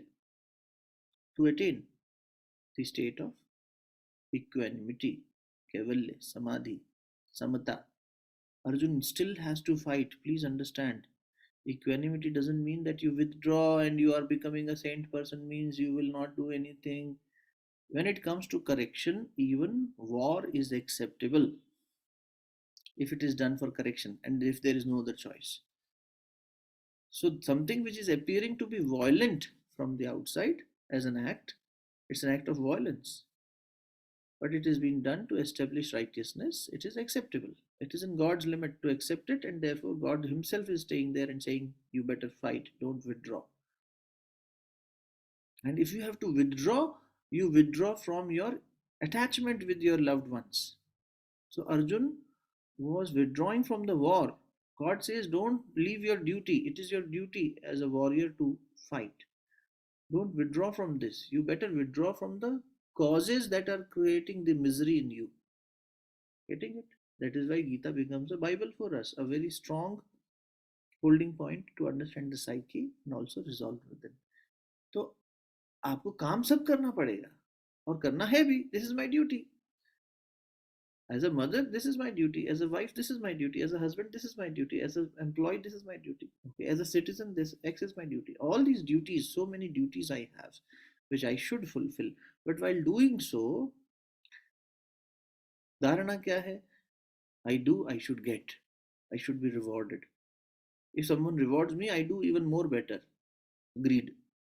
Because if I do more, I will get more increment. I'll get more awards and recognitions. So on the for my name, for my fame, for my finances, for all those things, I am doing. Or if I speak in certain manner, this person will be pleased and give me some benefits. So we are manipulating life. That is not a good way. And in that way, of course, we know our miseries also, our sorrows also. There are moments of heavy misery. Therefore, one must understand that there is a very fundamental error in the way we have been living life. The dharana has to be changed. Dharana, perception, orientation has to be changed, and that orientation should now be towards the core self. It's not being self-centered or selfish. It is more about being into a state of resolved, like Arjun, and in that resolution, you still appear to fight, you still appear to work, you still appear to fight. Means fight in his sense, is his work, his duty. In our sense, whatever duty we have, we are fulfilling those duties while being into a state of inner resolution.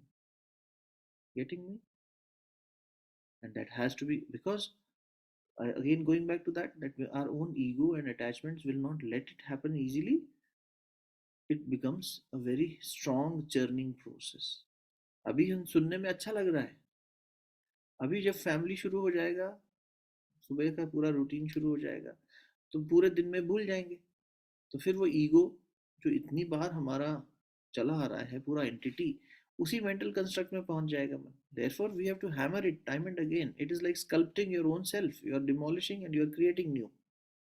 तो पूरा demolition भी चल रहा है, शिवजी वाला, और तांडव भी चलेगा, और सृजन भी चलेगा, और क्रिएशन के साथ साथ उसको सस्टेनेंस को भी देखोगे. What is required to be preserved, what is not required to keep, you will throw it out and bring in new. वो सब करना पड़ेगा. इसीलिए इतना मेहनत वाला काम. करें आगे मेहनत. धारणा से आगे चलें. Now when we get into that mode that we are now internally moving, comes the next step, the penultimate step, ध्यान. ध्यान. ध्यान means ध्यान. बोलो, ध्यान के बारे में तो बहुत करते हो आप लोग, थोड़ा थोड़ा किया भी है, सबने सुना भी है. इंग्लिश में मेडिटेशन कह देंगे, चलो ठीक है, लेकिन what it is. The end point Concentration. of dharana is dhyan. हाँ पल्लवी. To concentrate. कंसंट्रेशन. ठीक है.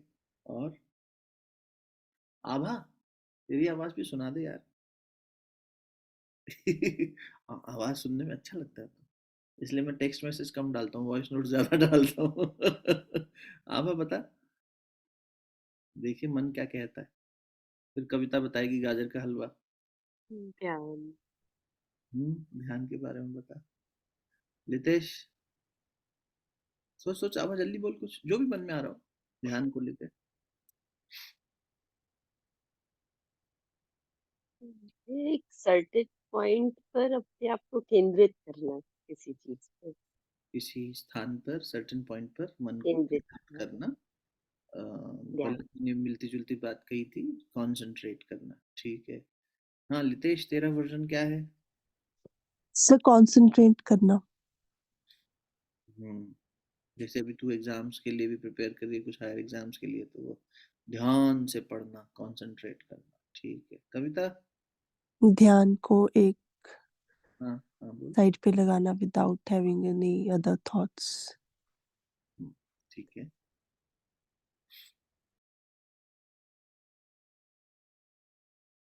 कविता कहाँ? हाँ बोल ही नहीं रही कुछ. ये ना, ये साथ साथ जिम कर रही होगी, ट्रेडमिल में भाग रही होगी. फोकस. फोकस करना, कंसंट्रेट करना. ठीक है. Thinking about that only. One particular thing. ठीक है. You continuously think about one particular thing. Is that you are saying, Jyoti? Yes, sir. Yeah. Hmm.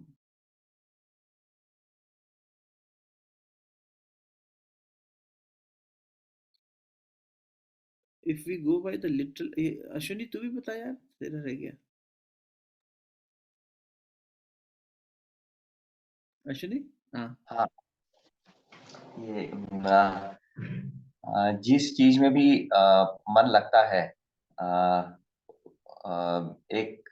जब भी वो हम लोग करते हैं तो सडनली यानी अनायास ही वो चीज होते रहती है हमसे, और एक अंदर से अच्छा भी लगता रहता है, we feel some energy from behind. So उस स्टेट में रहना मेरे हिसाब से ध्यान में रहना है। यानी मेड भी किसी को क्रिकेट खेलना अच्छा लगता है, या किसी को गिटार बजाना अच्छा लगता है, या किसी को लिखना अच्छा लगता है। So as per me that is the state of that dhyan. ठीक है, अब हम चलते हैं लिटरल. पल्लवी कुछ कह रही है बेटू? आई थिंक वो जो कहना चाह रहे हैं वो like being in the zone kind of a thing. मतलब किसी ने अगर खूब सुट्टा लगाया हो, ड्रग्स कर रहे हो, बीइंग इन द जोन, तो ध्यान करना. देखो मैं तो एकदम बेकार आदमी हूँ, ऐसे ऐसे एग्जांपल देता रहता हूँ. कविता आ गई है तो उसकी भी सुन लेते हैं. अरे वो अनम्यूट नहीं हो रहा था भैया. अच्छा, तू गाजर हलवा खा रही थी अकेले बैठ के? हाँ. सुबह सुबह कौन खाता है? बता. मेरे अकॉर्डिंग ध्यान मतलब observing everything but not sticking to one thought. अच्छा अच्छा, interesting. Come again. Observing So everything. observing everything around you, hmm. but not letting the thoughts come into you. Like just observe it and leave it. Don't get into that zone of thinking and all. एक ने कहा कि किसी एक thought को गहरे तक focus करना ध्यान है.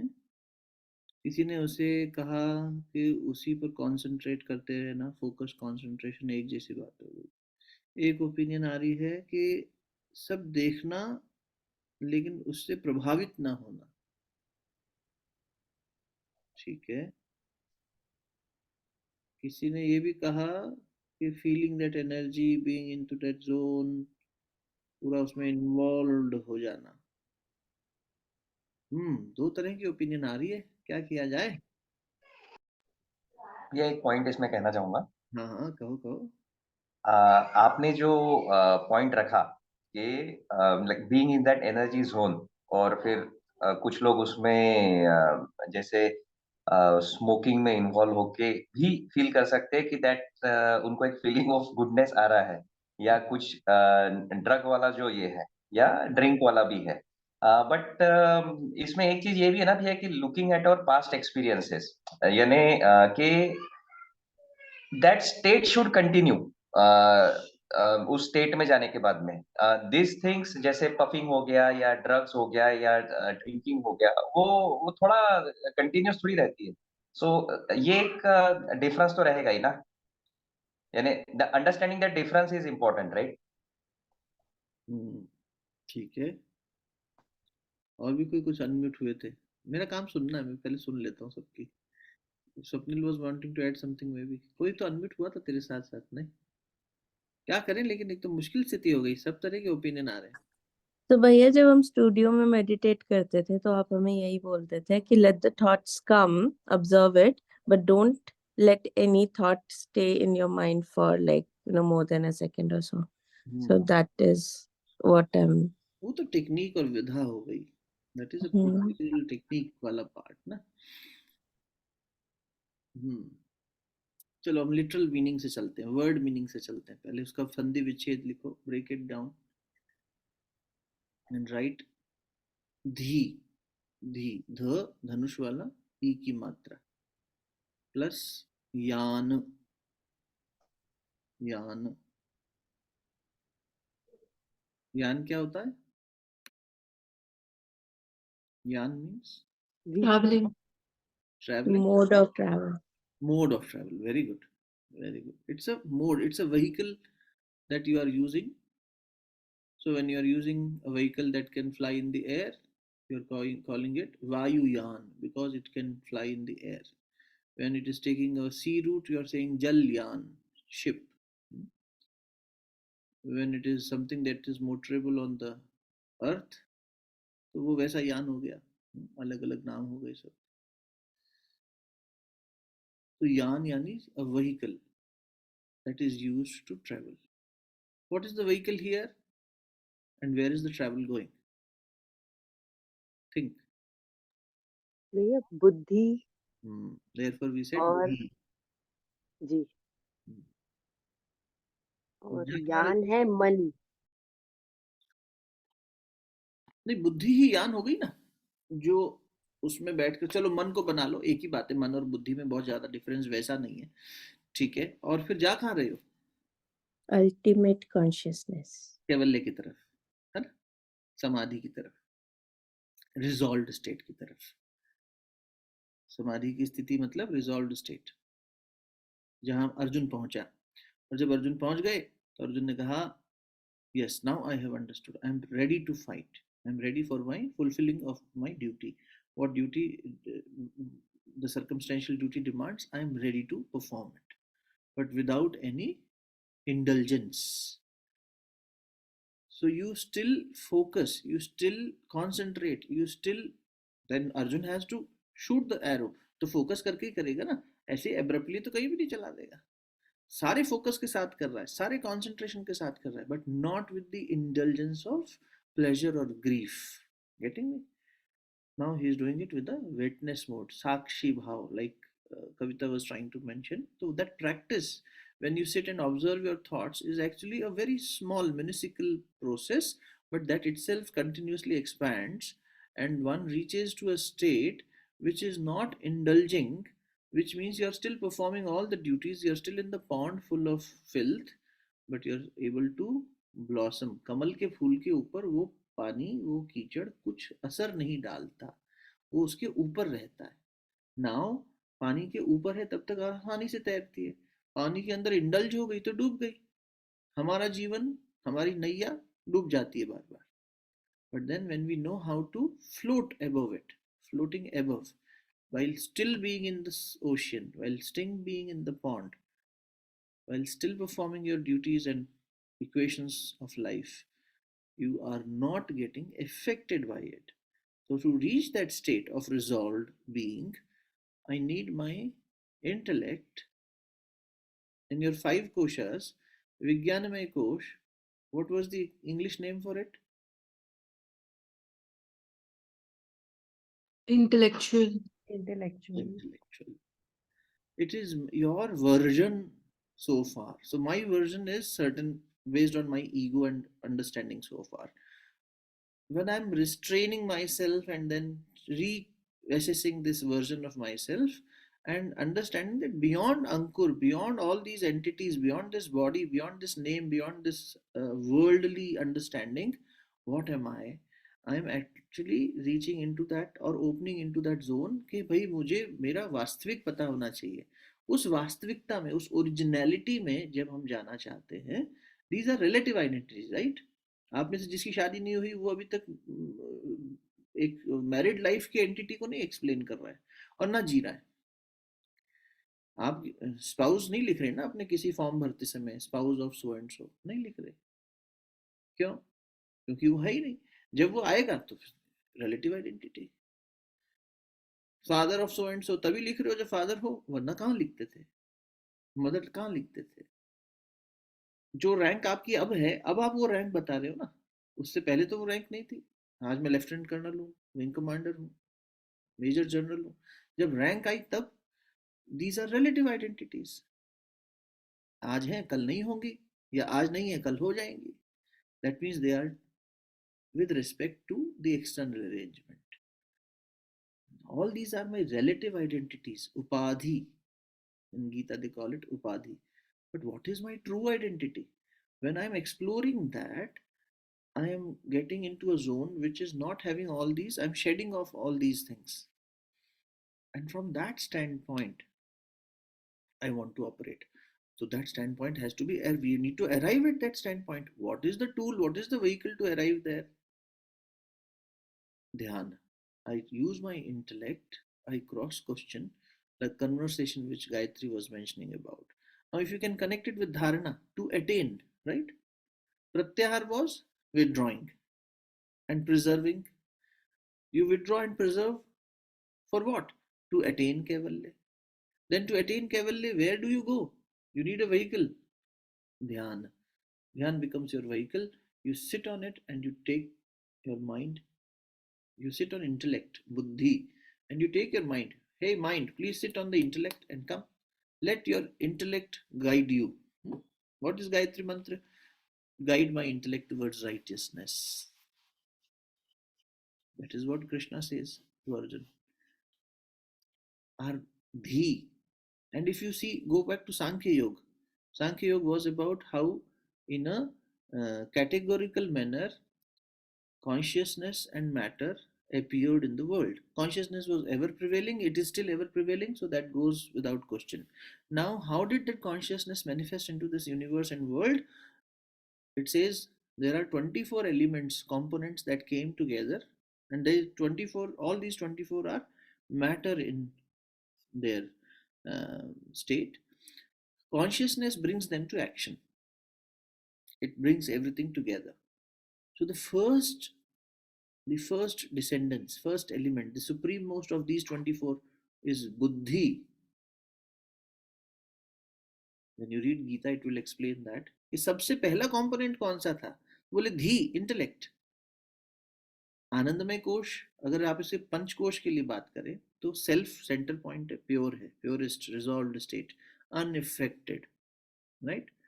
हे अर्जुन, ये आत्मा अनइफेक्टेड है, इसे मारा नहीं जा सकता, जन्मा नहीं जा सकता, जलाया नहीं जा सकता, सुखाया नहीं जा सकता.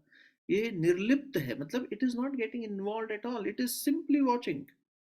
Okay sir. And the nearest form is, nearest layer is Anandamay Kosh. Yes, sir, bliss, contentment.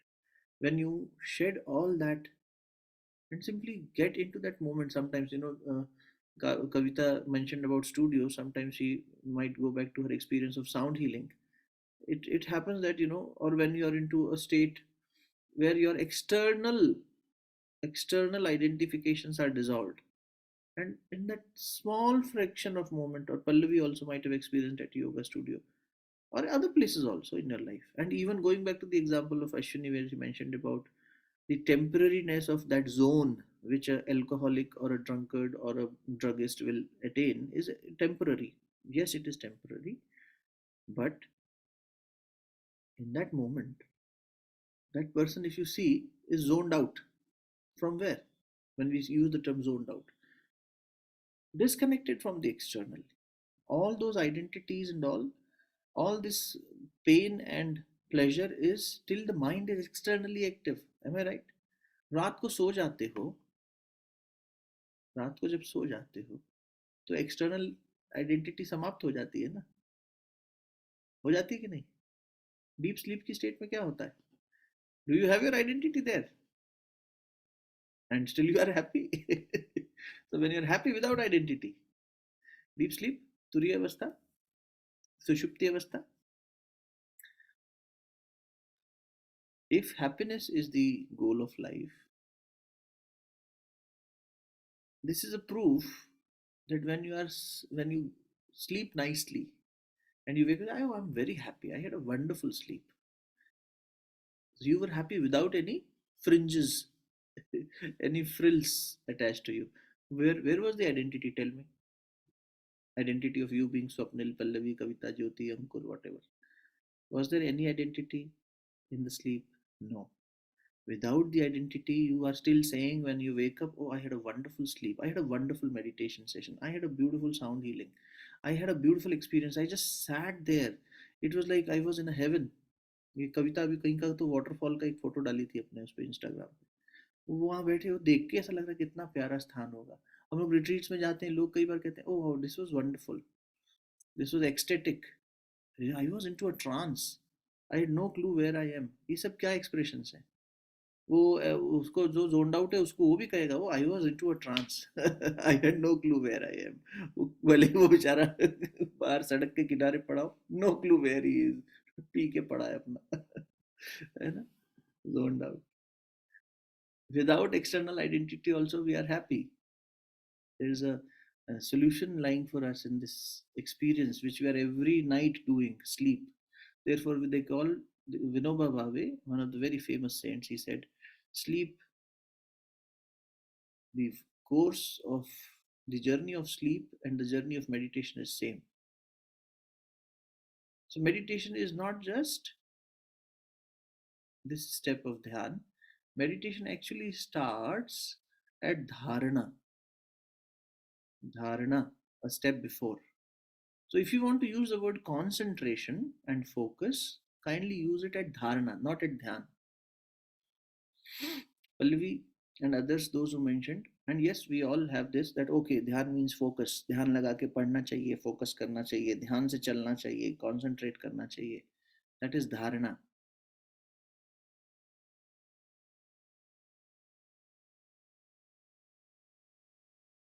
You concentrate, you focus, and you happen to arrive at a state which is meditative in nature. Please understand this. ध्यान किया नहीं जाता, ध्यान हो जाता है. प्यार किया नहीं जाता, प्यार हो जाता है. Right? वैसे ही ध्यान किया नहीं जाता. Therefore they say you don't put efforts in meditating. You don't do meditate. You do focusing, concentration, bringing your mind to a certain breath or a certain mantra or a certain anchor point, right? When you do that with efforts, what you are doing? You are doing practicing dharana. You are bringing your dharana back to a certain point. You are disengaging from the external pratyahar. You are bringing it to a certain journey, dharana, and then the higher intellect appears, and you step into a zone of meditation or dhyan, where will it take me? Because it is a journey, there is a vehicle where this yarn will take me to that resolved state. So what is more to be done? Nothing. Just sit into the vehicle, it will take you with surrenderance. So meditation, the penultimate step, is where, in the words of Maharshi Patanjali, your mind reaches a state of एकाग्र से निरुद्ध अवस्था में. निरुद्ध अवस्था, ये यहां लिख लो. कल मैं आपको बताऊंगा मन की 5 स्टेट्स, 5 स्टेट्स ऑफ माइंड. चित्त भूमि, चित्त भूमि, उससे आपको समझ में आ जाएगा. ठीक है ना? अभी बहुत सारा हो जाएगा तो फिर मुश्किल होगा. क्विक रिकैप ले ले, क्विक रिकैप ले ले. यम नियम, आसन प्राणायाम, प्रत्याहार धारणा, ध्यान समाधि. 4 बहिरंग हैं, यम नियम आसन प्राणायाम. कल हम यम नियम पढ़ेंगे, what are they, and then आप अपने यम नियम डिजाइन करेंगे इस वीक में. प्लीज बी थॉरो, पीछे छोड़ दोगे तो रह जाएगा. लास्ट वीक में आपसे निवेदन था, please assess your life. Not very difficult. We know our pain areas, we know our strength areas, we know where we want to resolve. We also know where we want to run away from. We all have a certain past जिसको हम कई बार hate करते हैं, accept नहीं कर पाते. Based on all these, we have a certain pattern of emotions. At some places we are intelligently behaving, in certain emotions we are behaving with certain good intelligence, at certain emotions we are weak. वो assessment करिए please. उस assessment से अब आप जब कल ये समझेंगे यम नियम आसन, आसन प्राणायाम आप प्रैक्टिकल में कर रहे हैं, उनकी थ्योरी से हमारे इस प्लानिंग में कोई असर नहीं आएगा. प्लानिंग हमारी ज़रूरी है यम और नियम के बेसिस पे, और फिर प्रैक्टिस शुरू, कुछ हो चुकी हैं, कुछ होंगी. तो क्या होगा? अब जैसे मेडिटेशन है, so if I want you guys to concentrate and हम लोग मिलके कुछ करें, या कुछ टेक्निक्स में आपको बताऊं कि यार इसको ऐसा करो तो ये चीज़ होने से फ़ायदा होगा, क्योंकि इससे थोड़ा सा करके देखने से औरों को भी मिला है, मुझे भी मिला है, तो I will share with that. Not that I am the knower of these things, based on the scriptural and practices told by the गुरुजन्स. जो करके देखिए वो आपसे शेयर करेंगे. आप में से कुछ लोग पहले किस जर्नी में रहे हैं, किसी ने पर्सनल काउंसलिंग ली है, किसी ने कुछ किया है, तो उस दृष्टि से भी पता है. लेकिन हम उसे करेंगे तो उससे पहले कि हमें एक प्रिपरेशन ज़रूरी है. देयरफॉर आपका जो नेक्स्ट वीक है, मंडे टू फ्राइडे वाला टाइम, उसमें मैं चाहूँगा कि आप प्लीज़ अपने लिए कुछ यम और नियम, कुछ डिसिप्लिन डिज़ाइन कर लें. कर चुके हैं तो उनको रीचेक कर लें. तो कल जब आप समझ लेंगे यम नियम को, तो आपको हेल्प मिल जाएगी. आसन प्राणायाम प्रत्याहार समझ में आ रहा है, कोई ज़्यादा चीज़ नहीं, उस पर डिस्कशन करेंगे, उसको रिफाइन करेंगे कि हाँ प्रत्याहार का मतलब, अगर आहार का मतलब संचय करना है, प्रिजर्व करना है, तो फिर उसको और डीप एप्लीकेशन उसका कैसे करें, वो समझ लेंगे नेक्स्ट वीकेंड पे या कल जो भी टाइम होगा उसमें। लेकिन प्लीज़ ये असेसमेंट आज भी नहीं किया हो तो कर लेना आज में। कल से हम यम नियम पे जब जाएंगे तो आपको थोड़ा सा सॉल्यूशंस मिलेंगे। That will be your planning state actually. You want to plan your life, तो 24 घंटे की प्लानिंग आपको लिखनी पड़ेगी। तभी तो यौगिक लाइफस्टाइल हुआ, ये तो फिर थ्योरी थोड़ी पढ़ने बैठे हैं, सिर्फ लाइफस्टाइल में आना चाहिए। तो यम नियम आसन प्राणायाम क्या हुए? बहिरंग योग। प्रत्याहार, it could be counted as antarang या फिर एक connecting point, interlude, and then last 3 is dharana dhyan समाधि। ये 3 हो गए अंतरंग योग। ठीक है, दिस इज मोर इनवर्ड। यहाँ जा बाहर एक्शन नहीं है, यहाँ सब अंदर चल रहा है। So you are still with the body, therefore the body has to be still. You have to be still with your external discipline. अगर मान लो हम अभी 7 बजने से ज़्यादा समय हो गया, अभी पल्लवी ने जैसे बताया था कल, या हम सबको कि यार हमारी फैमिली अभी हमें अटेंड करनी है, तो इस समय पे हम ये इनर डायलॉग नहीं कर पाएंगे ना जल्दी से, तो इसीलिए थोड़ा सेपरेट टाइम भी चाहिए। And then we need to also become such an expert in this practice कि वो चलते हुए भी हमारा मन स्थिर रहे। तभी तो अर्जुन वाली स्थिति आएगी कि ड्यूटी निभाते हुए भी, जो कविता कहना चाह रही थी, कि जब आप बाहर के फैक्टर से इफेक्टेड नहीं हो रहे, थॉट से इफेक्टेड नहीं हो रहे, और आप अपनी एक्शंस, अपनी ड्यूटीज करते हुए भी एक इनर रिजॉल्व स्टेट में हो, वो कैवल्य हो गया, वही समाधि है। समाधि शब्द का मीनिंग तो लिखा ही नहीं, लिखो सम प्लस अधि, 2 वर्ड्स। सम मीन्स सम, सम हिंदी में, नॉट इंग्लिश वाला एसयूएम। सम क्या मतलब हुआ सम का? बताओ, हिंदी वाले बोलो थोड़ा, जिनकी हिंदी थोड़ी मजबूत है। हाँ पल्लवी बता, तेरे understanding. Equal, very good, equal, I think. शाबाश। समान, समान इसी से बना ना। सम, सम्मान भी इसी से बना। सम माने इक्वल, समता, इक्वेनिमिटी, इक्वेलिटी, इक्वेनिमिटी। और अधि का मतलब, मैंने अध्यात्म शब्द की व्याख्या करते हुए अधि का मीनिंग बताया है आपको।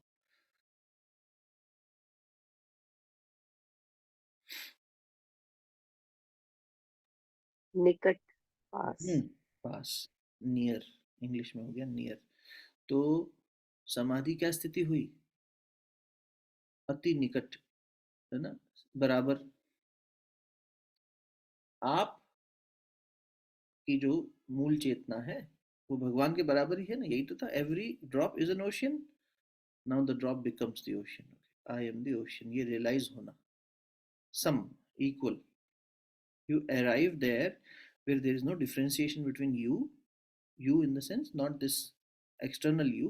The true you is equal to, sum is equal to supreme. Sunlight is equals to sun, drop is equals to ocean,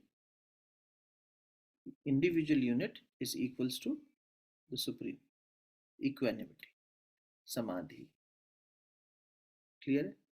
और खोलेंगे क्योंकि समाधि में भी टाइप्स है, यहाँ पर भी जोन है। These are, see these are like spectrum में पैटर्न्स होते हैं ना, बैंडविड्थ होती है। तो एक बैंडविड्थ है धारणा की, एक बैंडविड्थ है ध्यान की, और एक बैंडविड्थ है समाधि की।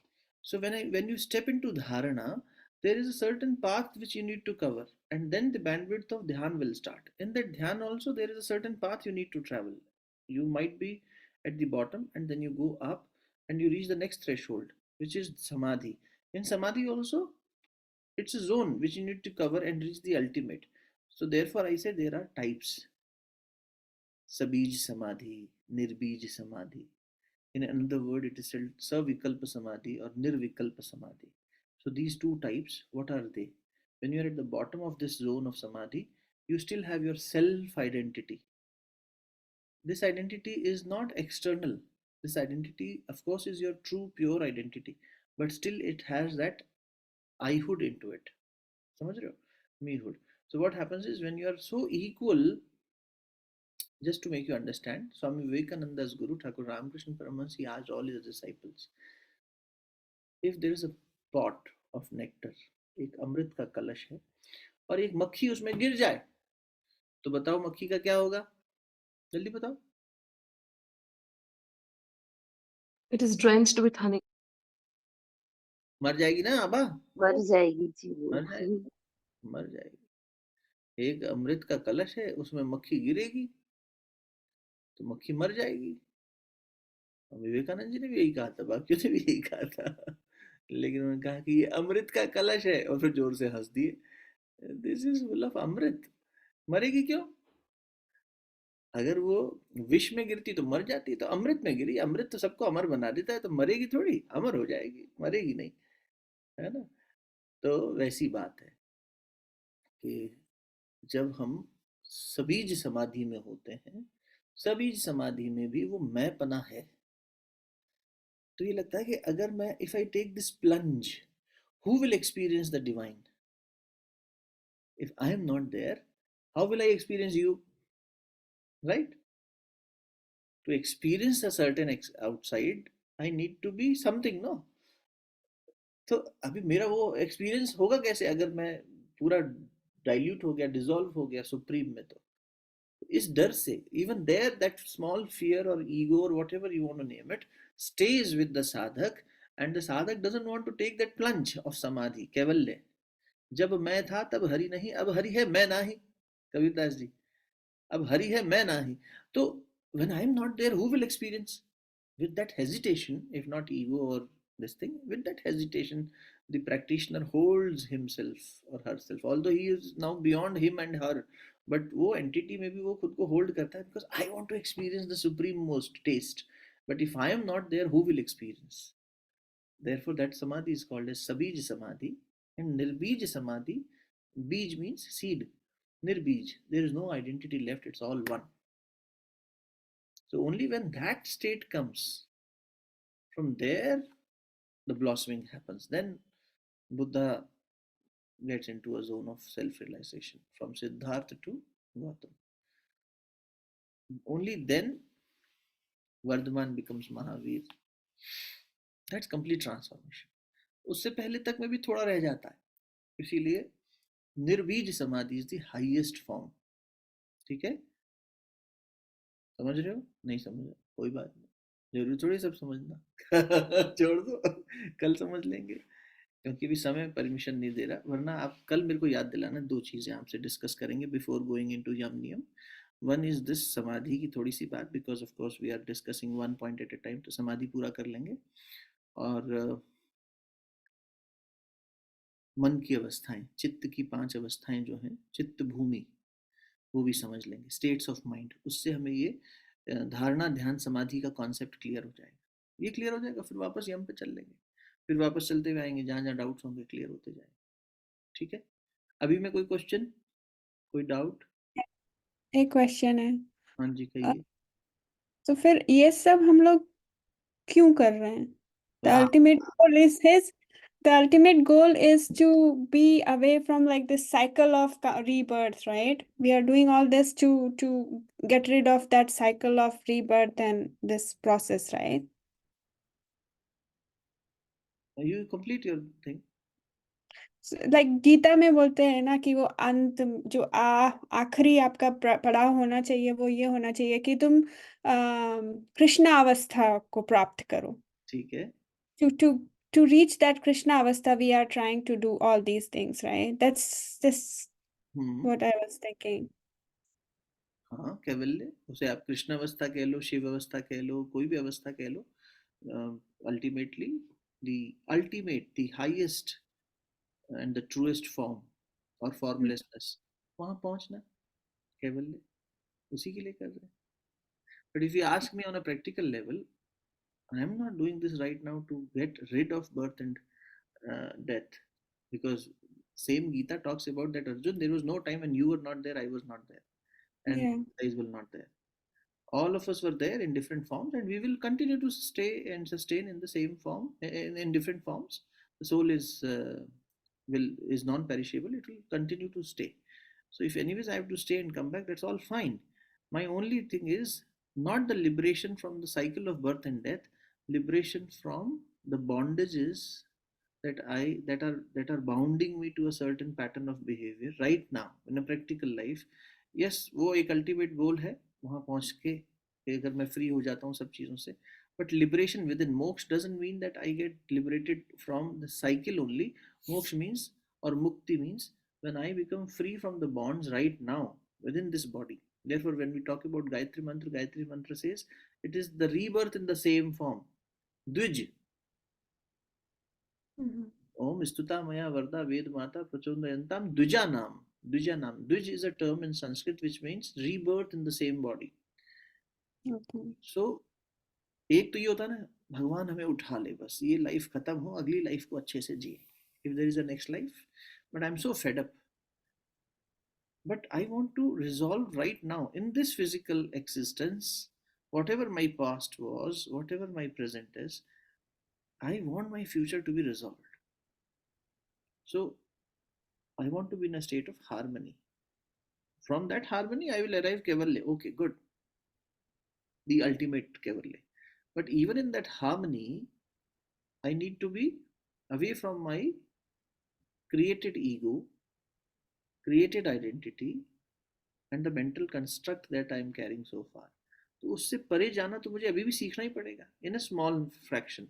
जब उसी को एक्सपैंड करते चलेंगे तो लिबरेशन की स्टेट में भी पहुंच जाएंगे. वो लिबरेशन अल्टीमेट कृष्णा कॉन्शियसनेस में, या जिस भी कॉन्शियसनेस को हम नाम दे रहे हैं, डिवाइन कॉन्शियसनेस में पहुंच जाएंगे. लेकिन वो फुल टाइम उसमें मैं अभी भी रह सकता हूँ क्या? While I am leading this worldly life, can I still be in that consciousness? उसके लिए कर रहे हैं. तो उसमें फिर मेरा ईगो मुझे डिसॉल्व करना पड़ेगा, मेरे ब्लॉकेजेस मुझे हटाने पड़ेंगे, मेरे पुराने प्रेजुडिस मुझे छोड़ने पड़ेंगे, और कुछ नई चीज़ें, नए तरीके अपने अंदर लाने पड़ेंगे. एंड वो तरीके परमानेंट होने चाहिए, वो स्टेट्स परमानेंट होनी चाहिए. ऐसा नहीं कि वो भी बार बार फ्लक्चुएट होती रहे, तो फिर क्या फ़ायदा. तो उस फ्लक्चुएशन को शांत करने के लिए हम ये सब कर. वो फ्लक्चुएशन क्योंकि माइंड में ही ज़्यादा हो रहा है, ये सारी चीज़ें अंदर है माइंड में, तो इसलिए डेफिनेशन यहीं आके खड़ी हो जाएगी कि माइंड की इन फ्लक्चुएशंस को डिसॉल्व करना, स्टेबलाइज करना, शांत करना, चित्त की वृत्ति को शांत कर देना योग है. योग मीन्स कनेक्शन. अभी जाएंगे ना योग की डेफिनेशन में, कल दोबारा जब शुरू करेंगे तो आपको और क्लैरिटी आ जाएगी. Do you are right. It is arriving into a certain consciousness, highly divine and permanent. ठीक है, Thank you. डन. फिर शांति पाठ करते हैं आज के लिए. कल शुरू करेंगे नींद की अवस्था और गति से. समाधि और नींद की गति सेम है. और दूसरा चित्त की वृत्ति. ये 2 पॉइंट्स कल डिस्कस करेंगे. And then we will start again with yama niyama and understand करेंगे कि वो क्या है, योग की परिभाषा क्या है, जितना समय और जैसा फ्लो चलेगा उस हिसाब से. चलिए शांति पाठ के लिए शरीर को स्थिर कर लीजिए. ओम देव शांति अंतरिक्षं शांति पृथ्वी शांतिरापः शांतिरौषधयः शांति वनस्पतयः शांतिर्विश्वे देवाः शांतिर्ब्रह्म शांतिः सर्वं शांतिः शांतिरेव शांतिः सामा शांतिरेधि. ओम शांतिः शांतिः शांतिः. सर्वारिष्ट सुशांतिर्भवतु. Strongly rub your palms together. मन ही मन गुरुजनों को प्रणाम करते हुए apply the warmth over your face, heart center and navel center, Manipur chakra. Thank you so much. कल बैठते हैं फिर. Ram Ram. Thank you. Thank you. Thank you.